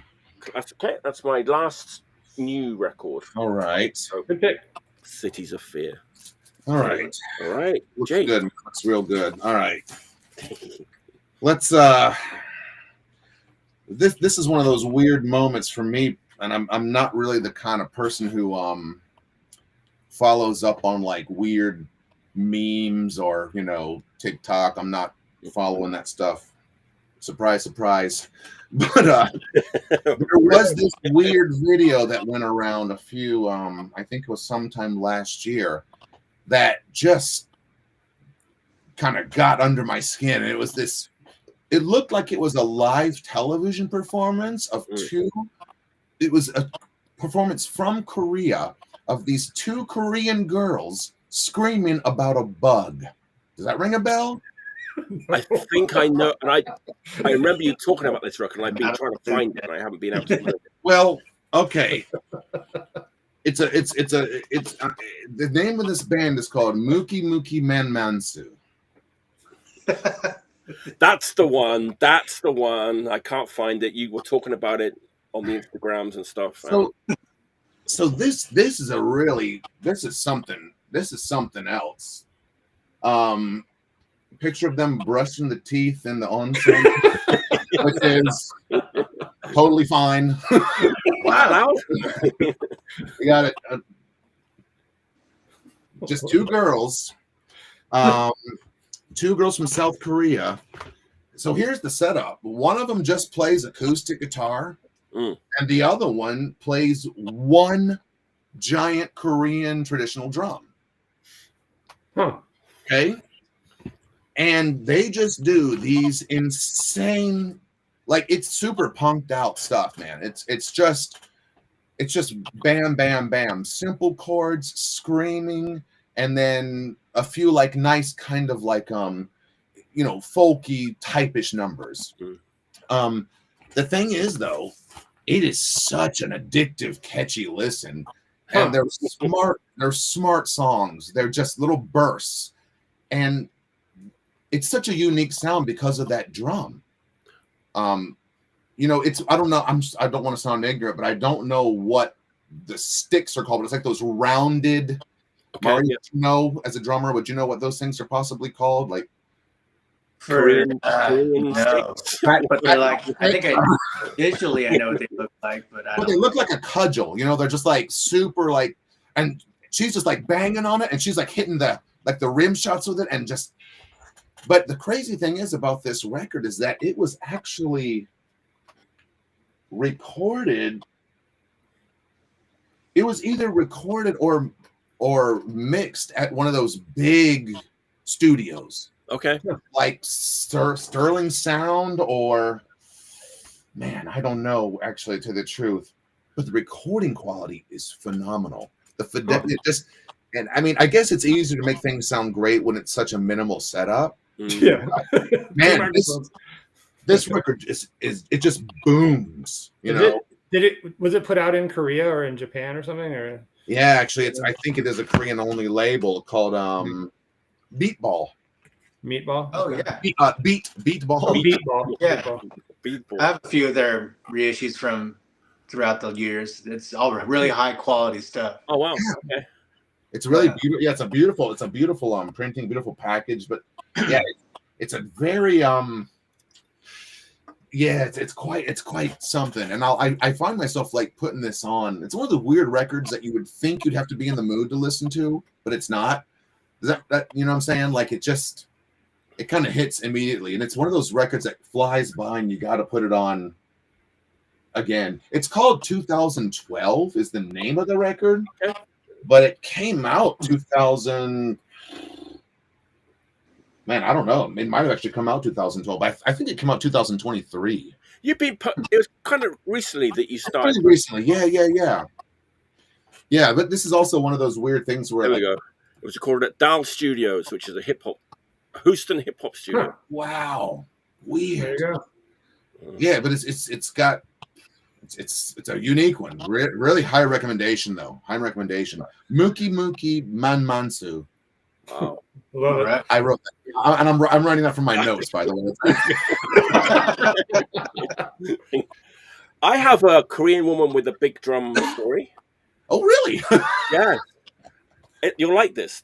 As a friend of mine in Osaka, who I knew, I kind of know, and I actually put her on at one of my Night of 1,000 Eyes little thing that I used to do.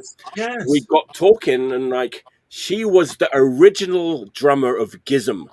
No. Oh wow. Oh wow. Like before they did any recordings. What? And I just sat there like what? And she was yeah. Like I think she went to the same university as Sakavia or at the same high school. And he was like, "Can you drum?" She's like, "Not really." But he's like, "Well, you're the drummer in my band." And like, we played a few gigs with them. Sounds like a Neil Hamburger prank phone call. The funny thing about this is like I mentioned it a couple of times on like Facebook and Instagram, right? And she says, "You should not." It's like everywhere I go now, I get like white people coming up to me and saying, "You were in Gizm. What are you? How did you find out about that?" And it's like, so I feel kind of bad. I feel bad for like putting it out there again once more. Uh-oh. Love it. But yeah, That's a good story. she's about my age. She played with Gizm for a few months, a few live shows, and then she quit the band. Musical differences. I don't know what it was. Man, that is so cool. That is so cool. Yeah. It's weird, like these kind of stories of like you hear from people once in a while, and I'm sure we've all got like these weird, funny tales about this kind of stuff. But it reminds me of this guy that I was talking to for a while. This is actually back in another blog story, and we had been talking for quite a while, and suddenly one day the Great Cat comes up in conversation. Oh, the Great Cat With a K? Yep. Metal? and a T. And he was like, "Oh yeah, I auditioned for her one time as a drummer," and he said it was the craziest thing I'd ever experienced. Like he was like, basically, her whole shtick is not a shtick. She is like the hardest person that I've ever had to like audition for, and she was, he said, to me it sounds like a scene out of what's that really stupid fucking movie about that guy who's giving the jazz drumming lessons, like Oh, yeah. really angry. The Whip or something, is that what it's called? Yeah, Whiplash. Yeah. Whiplash. Oh my God, that I don't even want to talk about how bad that movie was. But anyway, it reminded me of high tempo, and I could just picture her just like whipping him as he just like. Yeah, she was in the press a lot in the UK. I just didn't come across as a very pleasant individual, but Interesting character. Interesting character. There you go. And also and same with the guy from Gizm. Both interesting characters. Yeah, at least. Heavy, man. Whiplash. Wow. All right, Mario. Are you all right? Hold on here. Is he gonna pull out a Great Cat record here? Caught in a mosh. No, I picked out my 5 records, and then last minute earlier before the show, I put one back, and then I was just like, oh, so I know something will kind of come to me like while we're doing the show, and then Cool. all of this NorCal kind of type stuff got me hit me up, and then the mix of like talking about Later Blitz and kind of like Christian Death. I just realized like one of my all-time favorite bands, the Sleepers. They were from Palo Alto. Yeah. That's right. So I have the 7-inch over there somewhere, but this 12-inch was put out by a label called Tim Kerr Records. Oh yeah. Nothing to do with the real Tim Kerr. They put out a couple of Wipers records and maybe Poison Idea and stuff too, right? Yeah. And then the second Sleepers album called Painless Nights, which was a little bit of a different direction, I've never heard that. Joy Division style. Those are great records. You never see any of that stuff around.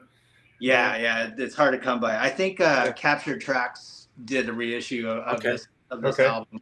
But this Tim Kerr has like the songs off the first 7-inch, a few songs off the second album, and then or I guess it's their first album or only album, but then it's got like some live stuff on it too. All over the place. The guitar player Michael Belford was they were playing the 70s punk rock, San Francisco, the Mabuhay and all that stuff with like Crime and all those punk bands, but they sound nothing like them. Probably a little bit of a chorus pedal in there as well. But he had an underwater guitar sound that just sounded like nothing else. And apparently, Jelly Biafra says he's seen him every time they would play. They would like improvise, play these sets and songs that would happen one time and never happen again. And they were just like kind of a really psychedelic punk band. Cool. Definitely one of my all-time kind of weird hybrid punk psych records. Nice. So I was just reminded on this band for some reason when you were talking about Blast and all like the bird. Yeah, they don't sound anything like that though. No, not at all.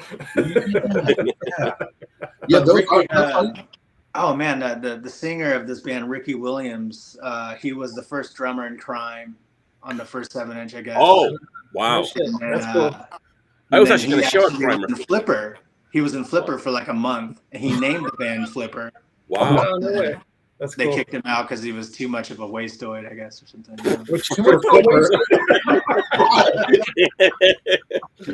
Really? That guy's got problems.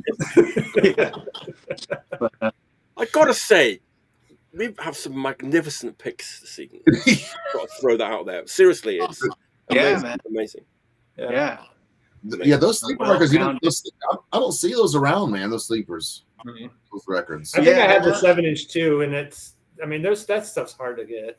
Yeah, it doesn't pop up too often. But even in San Francisco, like growing up and hanging out there, like no one ever talked about the sleepers at all. You talk about Flipper, you talk about Dead Kennedys and all that stuff, but it's like so obscure.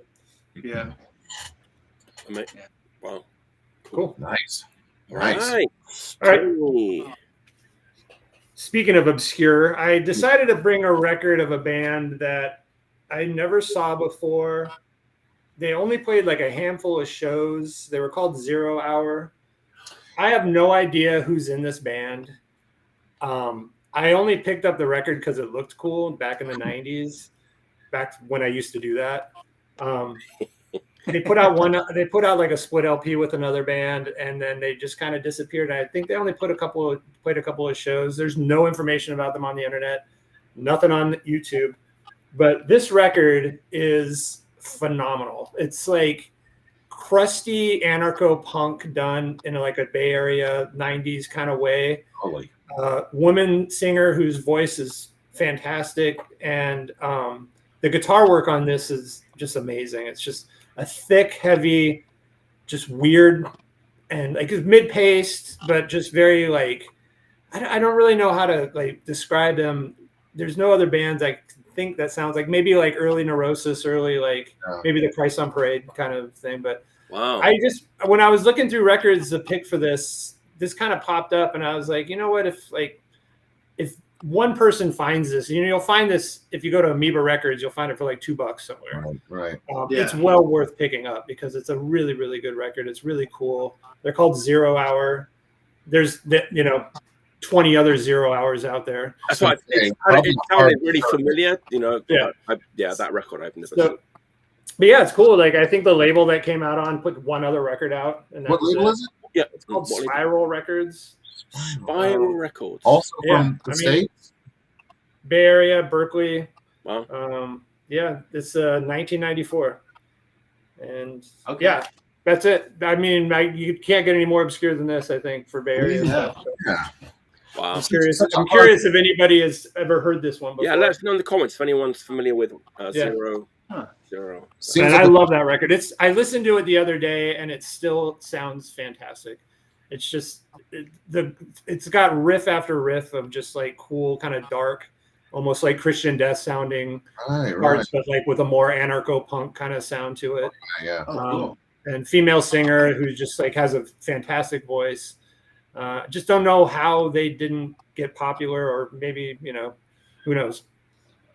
I love stuff that's like talking about earlier, like these bands from the 90s that kind of just played and then fell off into obscurity, and there's absolutely no trace of them whatsoever. That doesn't exist anymore. Like there's no way a band nowadays does not get videoed unless nobody shows up to their shows, Right. And so there's no information about this band, and it was kind of fun trying to, like, when I was looking up these records trying to find some information, I like dug deep on this one, and I was like, there's nothing. Like, this band does not exist except for this record. It's kind of crazy. Wow. Yeah, so it's cool. Kind of cool. Wow. It also seems like a very hard thing to search online for something like that. Yeah, for sure. It's kind of a not a generic name, but just like a very kind of a generic 90s. It does kind of sound like a band like your buddies might start up out of Zero Hour. Was that what it was? 0 Hour? Yeah.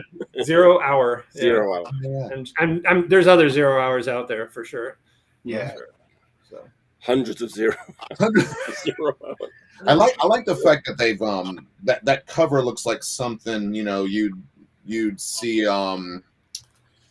from that that anarcho punk scene that I mean it looks very British. Didn't the back have like the tribal it's almost kind of hippie-ish. Mm-hmm. Yeah, it's got like a hippie vibe to it, but then it's got like your typical there we go fold out to a poster that's really kind of cool, handwritten lyrics, kind of crass style. It's pretty big. Yeah, this is very anarcho punk right here. There we go. Whisper from that band did a side project with Misery called Children of a Barren Wasteland. Oh yeah. The singer's name is Whisper, which is cool. A side project with members of Misery. Okay, there you go. There you go. You found more information in 10 seconds than I did. It's on the. It's our friends in the. There it is. Okay, cool. Crazy. And the drummer was in a Chicano-Christ. Oh, that's right. That's right. I forgot about that. Yeah, he was. I'm on top of my game here, guys. Most obscure. You're on holiday. Maybe I just don't know how to use the internet right. That's probably what it is. All right. I'm going to go pretty obscure for my last pick up. I'll be surprised if anyone's heard of this band, either watching or in the comments. This is sort of a little band called Motorhead. You guys heard this band? Who are those guys? I think it's funny because I think was it before the show or the beginning? I think it's before the show we were sort of talking about nobody needs to see like this record on a podcast. It was you, Jay. We were talking about it, right? About nobody really needs to see a Motorhead record, except this is an interesting record. It's the Manticore tapes. Yeah. It's just come out. Oh. And it's a bit cheeky. The label is a bit cheeky. They're pitching it as the long lost album. Okay. It isn't. What it is a very, very well recorded rehearsal session. Oh. Okay. Like, around like before the first LP came out, and it's called the Manticore tapes because it was recorded at Manticore Studios, which we know is Emerson, Lake and Palmer's studio. So basically, they recorded this rehearsal, and it's great. What era is this? What's that? What era? The very first line. It's pre first LP, like maybe between On Parole and the first LP, something like that. Okay. Yeah. So I mean, the track list is Intro, Leaving Here, Vibrator, Keeps on the Road, The Watcher, all those songs, but done like recorded in this like really nice studio as a rehearsal, and people got really excited when it was like posted, like, oh, this is the best version of Motorhead that's out there, blah blah blah blah. And it's like, I think that's a bit of a stretch. I don't necessarily think it's the best version of Motorhead ever recorded, but it's interesting to hear. It's interesting to hear these versions of Motorhead. It shows like what fucking tight band they were. Oh, right. It really brings out that, because it's just like a raw studio rehearsal recording. Sure. They're funky. Now, when I've called Black Sabbath funky before, people kind of give me a weird look.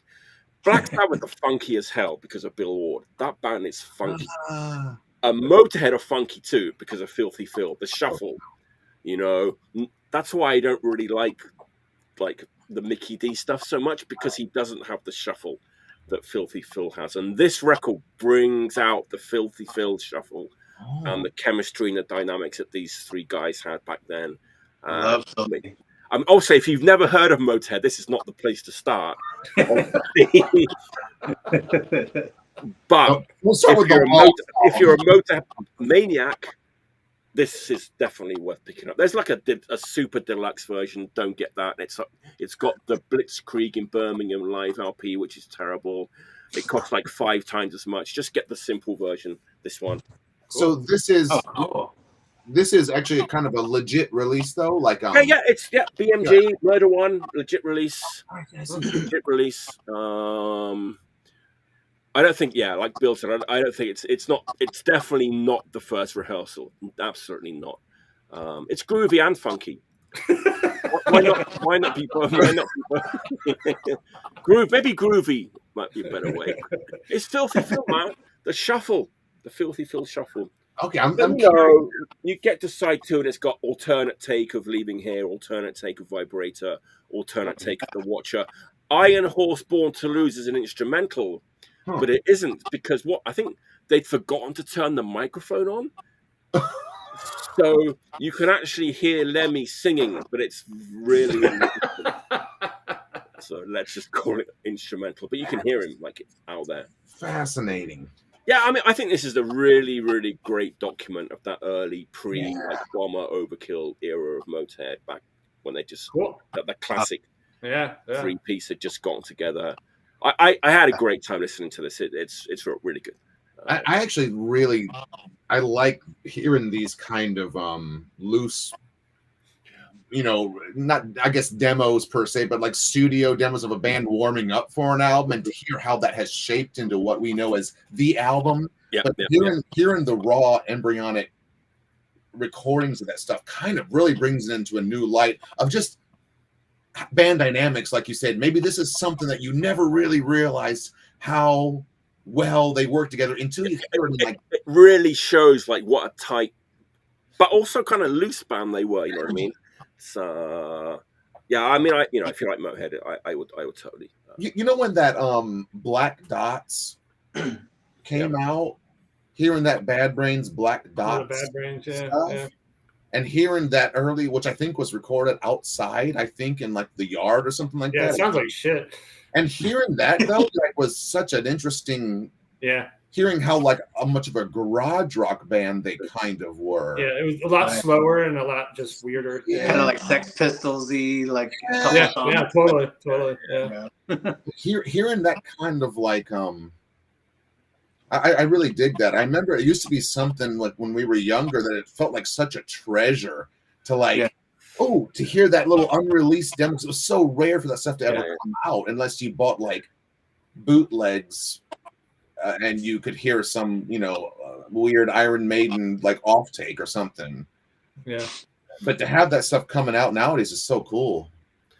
And I think this is the last thing I'm going to say about this record. I think they got to do it at Manticore Studios because Lemmy was friends with Keith Emerson, and you know, like Keith Emerson. Have you seen? You've seen. He was a wild performer, man. In the Knife and ELP, so like the dagger. Apparently, those daggers were Lemmy's daggers. Oh. Some trivia there for you. A little bit of trivia. I think it's true. I heard they're also used on the Queen Latifah show as well. Those daggers. Where are those daggers now? Working in the Queen Latifah. Man. Yeah, but I think that's cool. I heard that from someone. Mike, do you know if there's any video filmed footage of those studio sessions? No, there's nothing in the deluxe box set. It's just a bonus live LP, which is not very good. I used to own it. It's a standalone, and it's just a very badly recorded live album. If you're going to get it, just get the simple, simple. Yeah. Don't get the deluxe. All right, Jay. You're bringing me down to the wire here. I got two that I've got on my stack, so I'm going to throw a cheeky one in later, yeah? Man, okay, you know what? Shit, I'll save my cheeky one for a little. This is your last pick, so. Yeah. Why are you making up new rules? All right. Make it count. This one I definitely do want to talk about, and it is a very new release. It just came out earlier this year.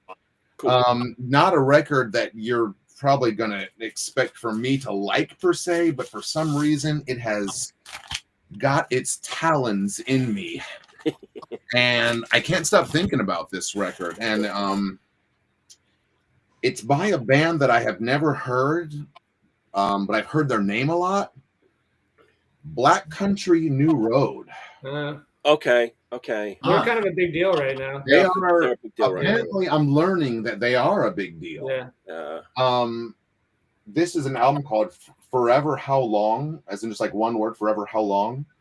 I don't know if any of you were ever into the band Comus as much as I am. I love that band. Reference. I love the weirdness of that band Comus and that kind of UK, really, I guess they call it freaky folk. The kind of, it's very proggy though. But that kind of like acoustic stuff that just goes into really mad territory. Yeah. That stuff kind of like gets to me, and I love Comus, and this has a really strange Comus vibe. Oh wow, really? Wow. But depending on how much you actually appreciate like old Genesis will determine how much you like this Black Country New Road album. So we're talking like Peter Gabriel era, right? Yep. Okay. Like Foxtrot and stuff like that. Okay. Because the Trespass, because this record, it doesn't sound like Genesis per se, but they've taken that sort of really unusual feel towards these songs to the point where like the songs will take you into lots of weird little corners, and then all of a sudden you've got drums that just kick in. You're like, oh my God. And then they'll just pull it out, and then they'll bring the drums back in a completely different way. So it's mind-bending stuff. But the thing is, it's two female singers who, in fact, you know what? They might all sing, but it's just gorgeously presented. And another thing too, where the recording quality is gorgeous, like pristine. It's also one of those things I should say where the lyrics are odd. That's a cool gatefold, though. It's a cool gatefold. It's got it's a big record, so it's got a big production. It's got like all sorts of weird, paintings in here, and pictures of them in the studio with studio notes and The thing is, though, like this kind of band, they're very to some people it might be a little too modern, like modern classical or something like that. It's kind of studious. Does that make sense? You know what, I thought, I haven't listened to them yet, I thought they were going to be more of a sort of rival sons, like retro 70s kind of a band. That's what I had in the back of my mind, because I was thinking of checking them out. But apparently this new album is a completely different direction. Okay. You know, I think they've been sort of like an art rock, this is also kind of interesting to me as why this band is so popular, because they seem to have a huge following. But they are very art rock. And another band that I think, you know, like the Comus, that is that Comus, that early stuff. There's a few other bands that come to mind. Maybe even sort of like a weird kind of Joni Mitchell kind of thing, but like, you know, just music that sort of like doesn't have any real there's no real box to it. Yeah. Okay, cool. But the thing is, like, these songs are really immense. It's very rare for me to put like an album. Whenever I've played this, I've always had to stop what I'm doing and listen to it. Okay. Because it's like I'll try to put it on and do some like work in the background, and I just kept finding myself like, you know, tilting my head like, did they just sing that, or like did that just happen? And I'll just have to stop everything and like pay attention to it. It's kind of become my so far in a weird way my album of the year, but it just slipped into my brain. Like it's one of those weird things where I saw in the record store and I was like, okay, I've heard of this. Let me just put it in my, you know, let me give it a sample. And I didn't buy it the first day I saw it, but then I kept coming back to it, and I was like, I think I actually got to get that, because now it's wormed its way in my brain. And I've turned some other people. Sorry, Jay. Go ahead. Is that like a little like Disc Union special there with the OB? With the OB, is that like a Disc Union special or something with the OB? You know what? I'm not sure if it's a Disc Union thing, but it is just the Japanese version of it. Okay. Yeah. Okay. Yeah. It's interesting. I think that record. I've sold their previous records at the shop a lot, and they sell very well. And they had a big following. And then when that record came out, no one was interested in it. So that one is a left turn. I think that record's they decided to get weirder, and it kind of put off maybe some of their fans. Okay. And that's just based on my not selling too many copies of the new record at all. Interesting. Yeah, because they were kind of a big deal with those previous records. They were making a name for themselves, and I think they took a left turn, and which sometimes is really cool that bands do that. You know? Yeah. Do you know? Did they have two female singers? Yeah, they're young. They're like a group of friends that they're a big group. Like I think there's like 6 or 7 of them in the band, and they have like switch instruments and all that stuff. So it definitely has sort of like a hey, we're like a music school band. Like we met at because it's very like kind of like it's extremely well played. I mean, it definitely is. Yeah. It's very proggy. It almost even has sort of like a strange kind of you know, like a Gentle Giant. The way that they're like a now you're talking. You know how Gentle Giant is like sort of like even like prog dudes, and I do just mean dudes. Prog dudes are just like, Gentle Giant has a certain sort of like it's like Baroque almost. Yeah. Yes, that's a good way to put it. It has like kind of like a Baroque kind of feel to it, like a kind of. But then it'll turn on a dime into weird territory. Yeah, man, you might like it, Mike. You might like it. It's definitely worth a listen, man. It's a grower for me. Yeah. Nice. Cool. That's a great pick. I'm interested in it now. I haven't listened to this yet, and so I think you never heard of it. Yeah. Cool. Let's get the name of the band and the name of the record one more time, because we talked about that. It's called Black Country New Road. Okay. And they actually just kind of sometimes just go by this little symbol, BCNR. Okay. Yeah, it's worth checking out. I mean, this is like I said, man, this is one of those surprises for me personally, where I would have never thought when I first heard this that I will like this record so much, that it's just grown so deeply into me, because it's such a such a weird one. But like I said, you know, it's rare these days just to put on like music that actually stops in your tracks and kind of, because I'm kind of like, you know, what's the story with this one? Like there's that's cool. what I got. I'm excited to listen to it for sure. Me too. Yeah, absolutely. Check it out. All right, Mario, what's your last pick? What you got? My last one, I took another detour, kind of going off of your last pick, Mike. Oh, okay. Because you went off on the early Motorhead vibes, so that sparked. I was wondering if it was like the first lineup of Motorhead, but that sparked my my huge love for a band called Warsaw Pact.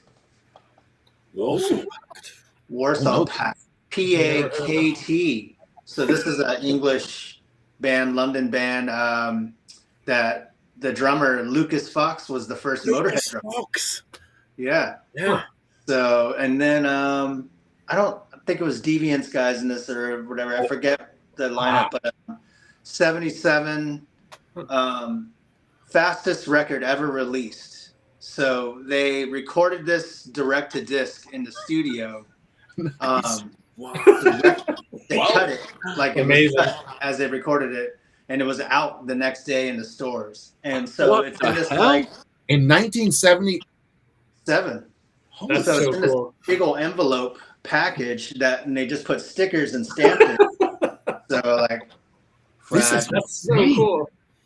So I'm actually getting goosebumps. I don't know why, but I'm really like so intrigued by this because great. It's a great album, man. And it's like kind of like because there was still like the pub rock sort of thing going on, yeah, you know. Yeah. But these guys are definitely punk, but they do like a cover of like the Who, you know, and stuff. But it's like it's recorded, warts and all, in like the best way, man. Like there's like phasing issues going in when he's doing like a lead, and it sounds super awesome, man. And like there's some live footage out there somewhere too that's worth checking out, and they're just scruffy, just downright drinking, like that British, Warsaw like the Deviants and the Deviants, the Hammersmith Gorillas and all those kind of really straightforward, just straight to the gut, you know.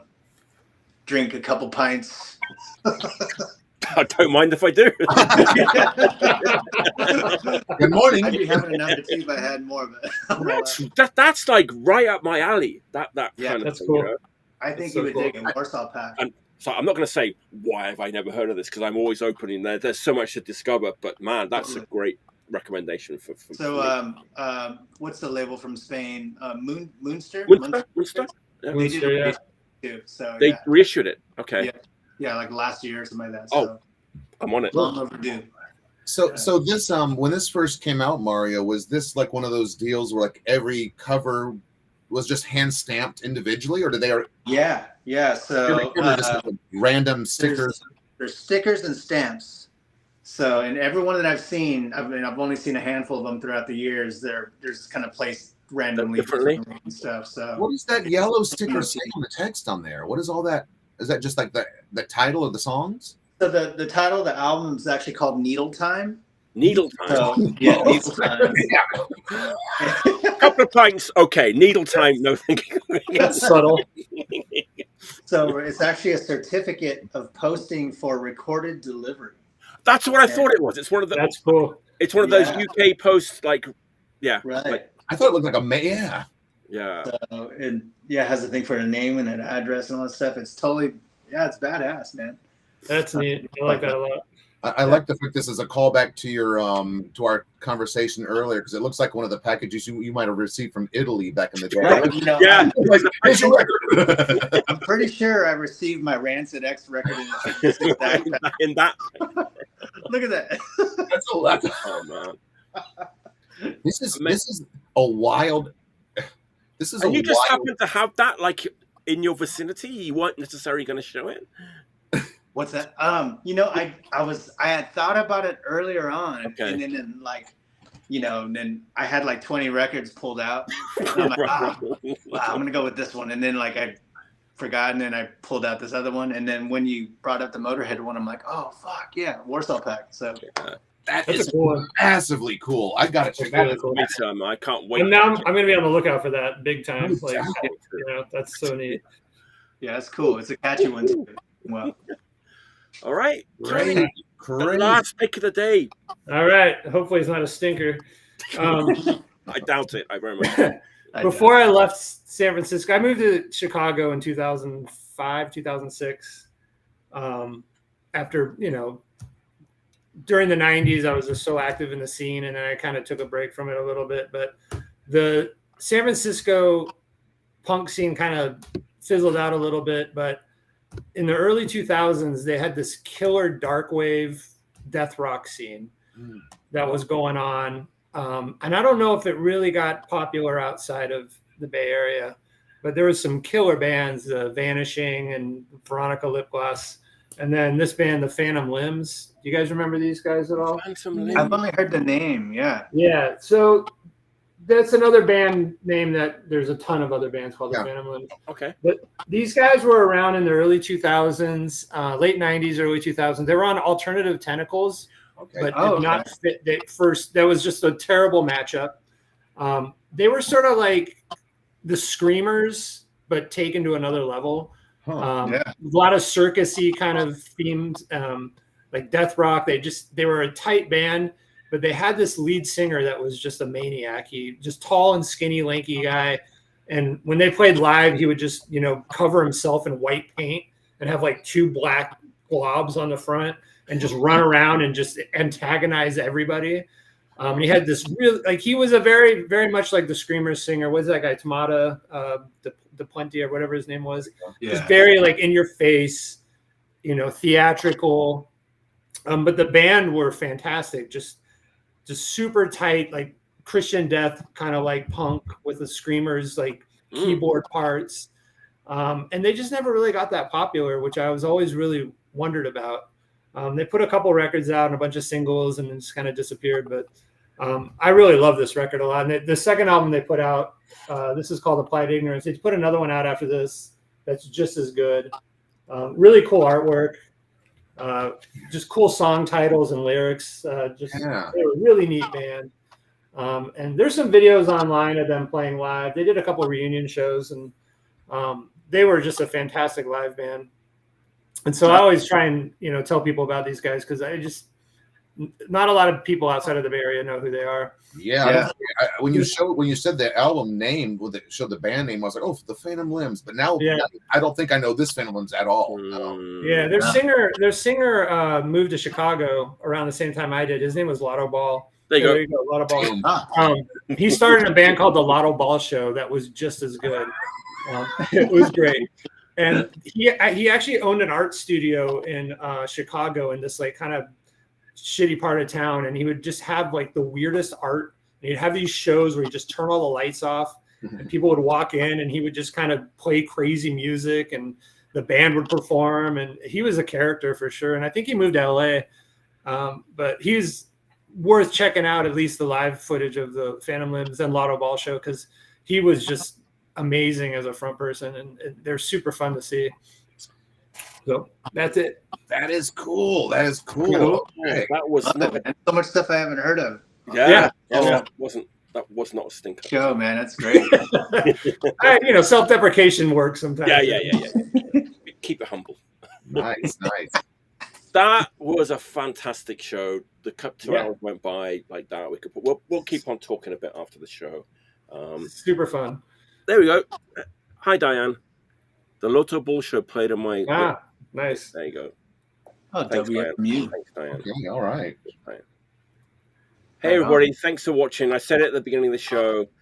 This episode and every episode until I die is going to be dedicated to Bill Chamberlain. We love Bill. Rest in peace, Bill. We're thinking of Rachel right now and all of his friends. So, everybody, thanks for watching. Let me announce next week's show. Next week's show is irregular. I got some guests that aren't American coming on the show. UK guests, because I'm on vacation. I can be sort of more flexible with my time slots, right? So next Sunday, July 7th, 9 a.m. Eastern. Oh boy. 2 p.m. British time, 10 p.m. Japan time. Jimmy Martin is a guy who's currently playing drums in Angel Witch. And also plays in that. He's now playing in Miranda Sex Garden too, and he has his own band. That's so weird. I just thought of that the other day. That's so weird. Miranda Sex Garden. Yeah, Jimmy is now playing drums in Miranda Sex Garden. So random. Yeah. And Joe Thompson, who does Wrong Speed Records, who puts out so many great records. He plays in my favorite record of the year so far, which is the AAA Grippo I talked about before. And who else? James Sherry, who's like a legendary sort of punk journalist. He used to write for a lot of. He used to review like Japanese hardcore demos in like Metal Forces and Metal Hammer and stuff like back in the day. James Sherry, married. Do you know James Sherry? Yeah. Yeah. James is an old friend. He's coming on. It'll be a good show. UK lads having a good time. So tune in at 9:00 on Sunday Eastern time, and tell James I said hello. Yeah, I will, man. I will. James. I think James was the first person to interview Kurt Cobain in the UK. I think. Oh wow. Yeah, he's really cool. He's really close with Jerry A and all this kind of. He's a great guy. That's awesome. It's gonna be a great show. Yeah. So everyone, thanks for tuning in. We'll be back next week, different time as I just said. But take care of yourselves. Have a great week, and until next time, stay healthy and stay clean.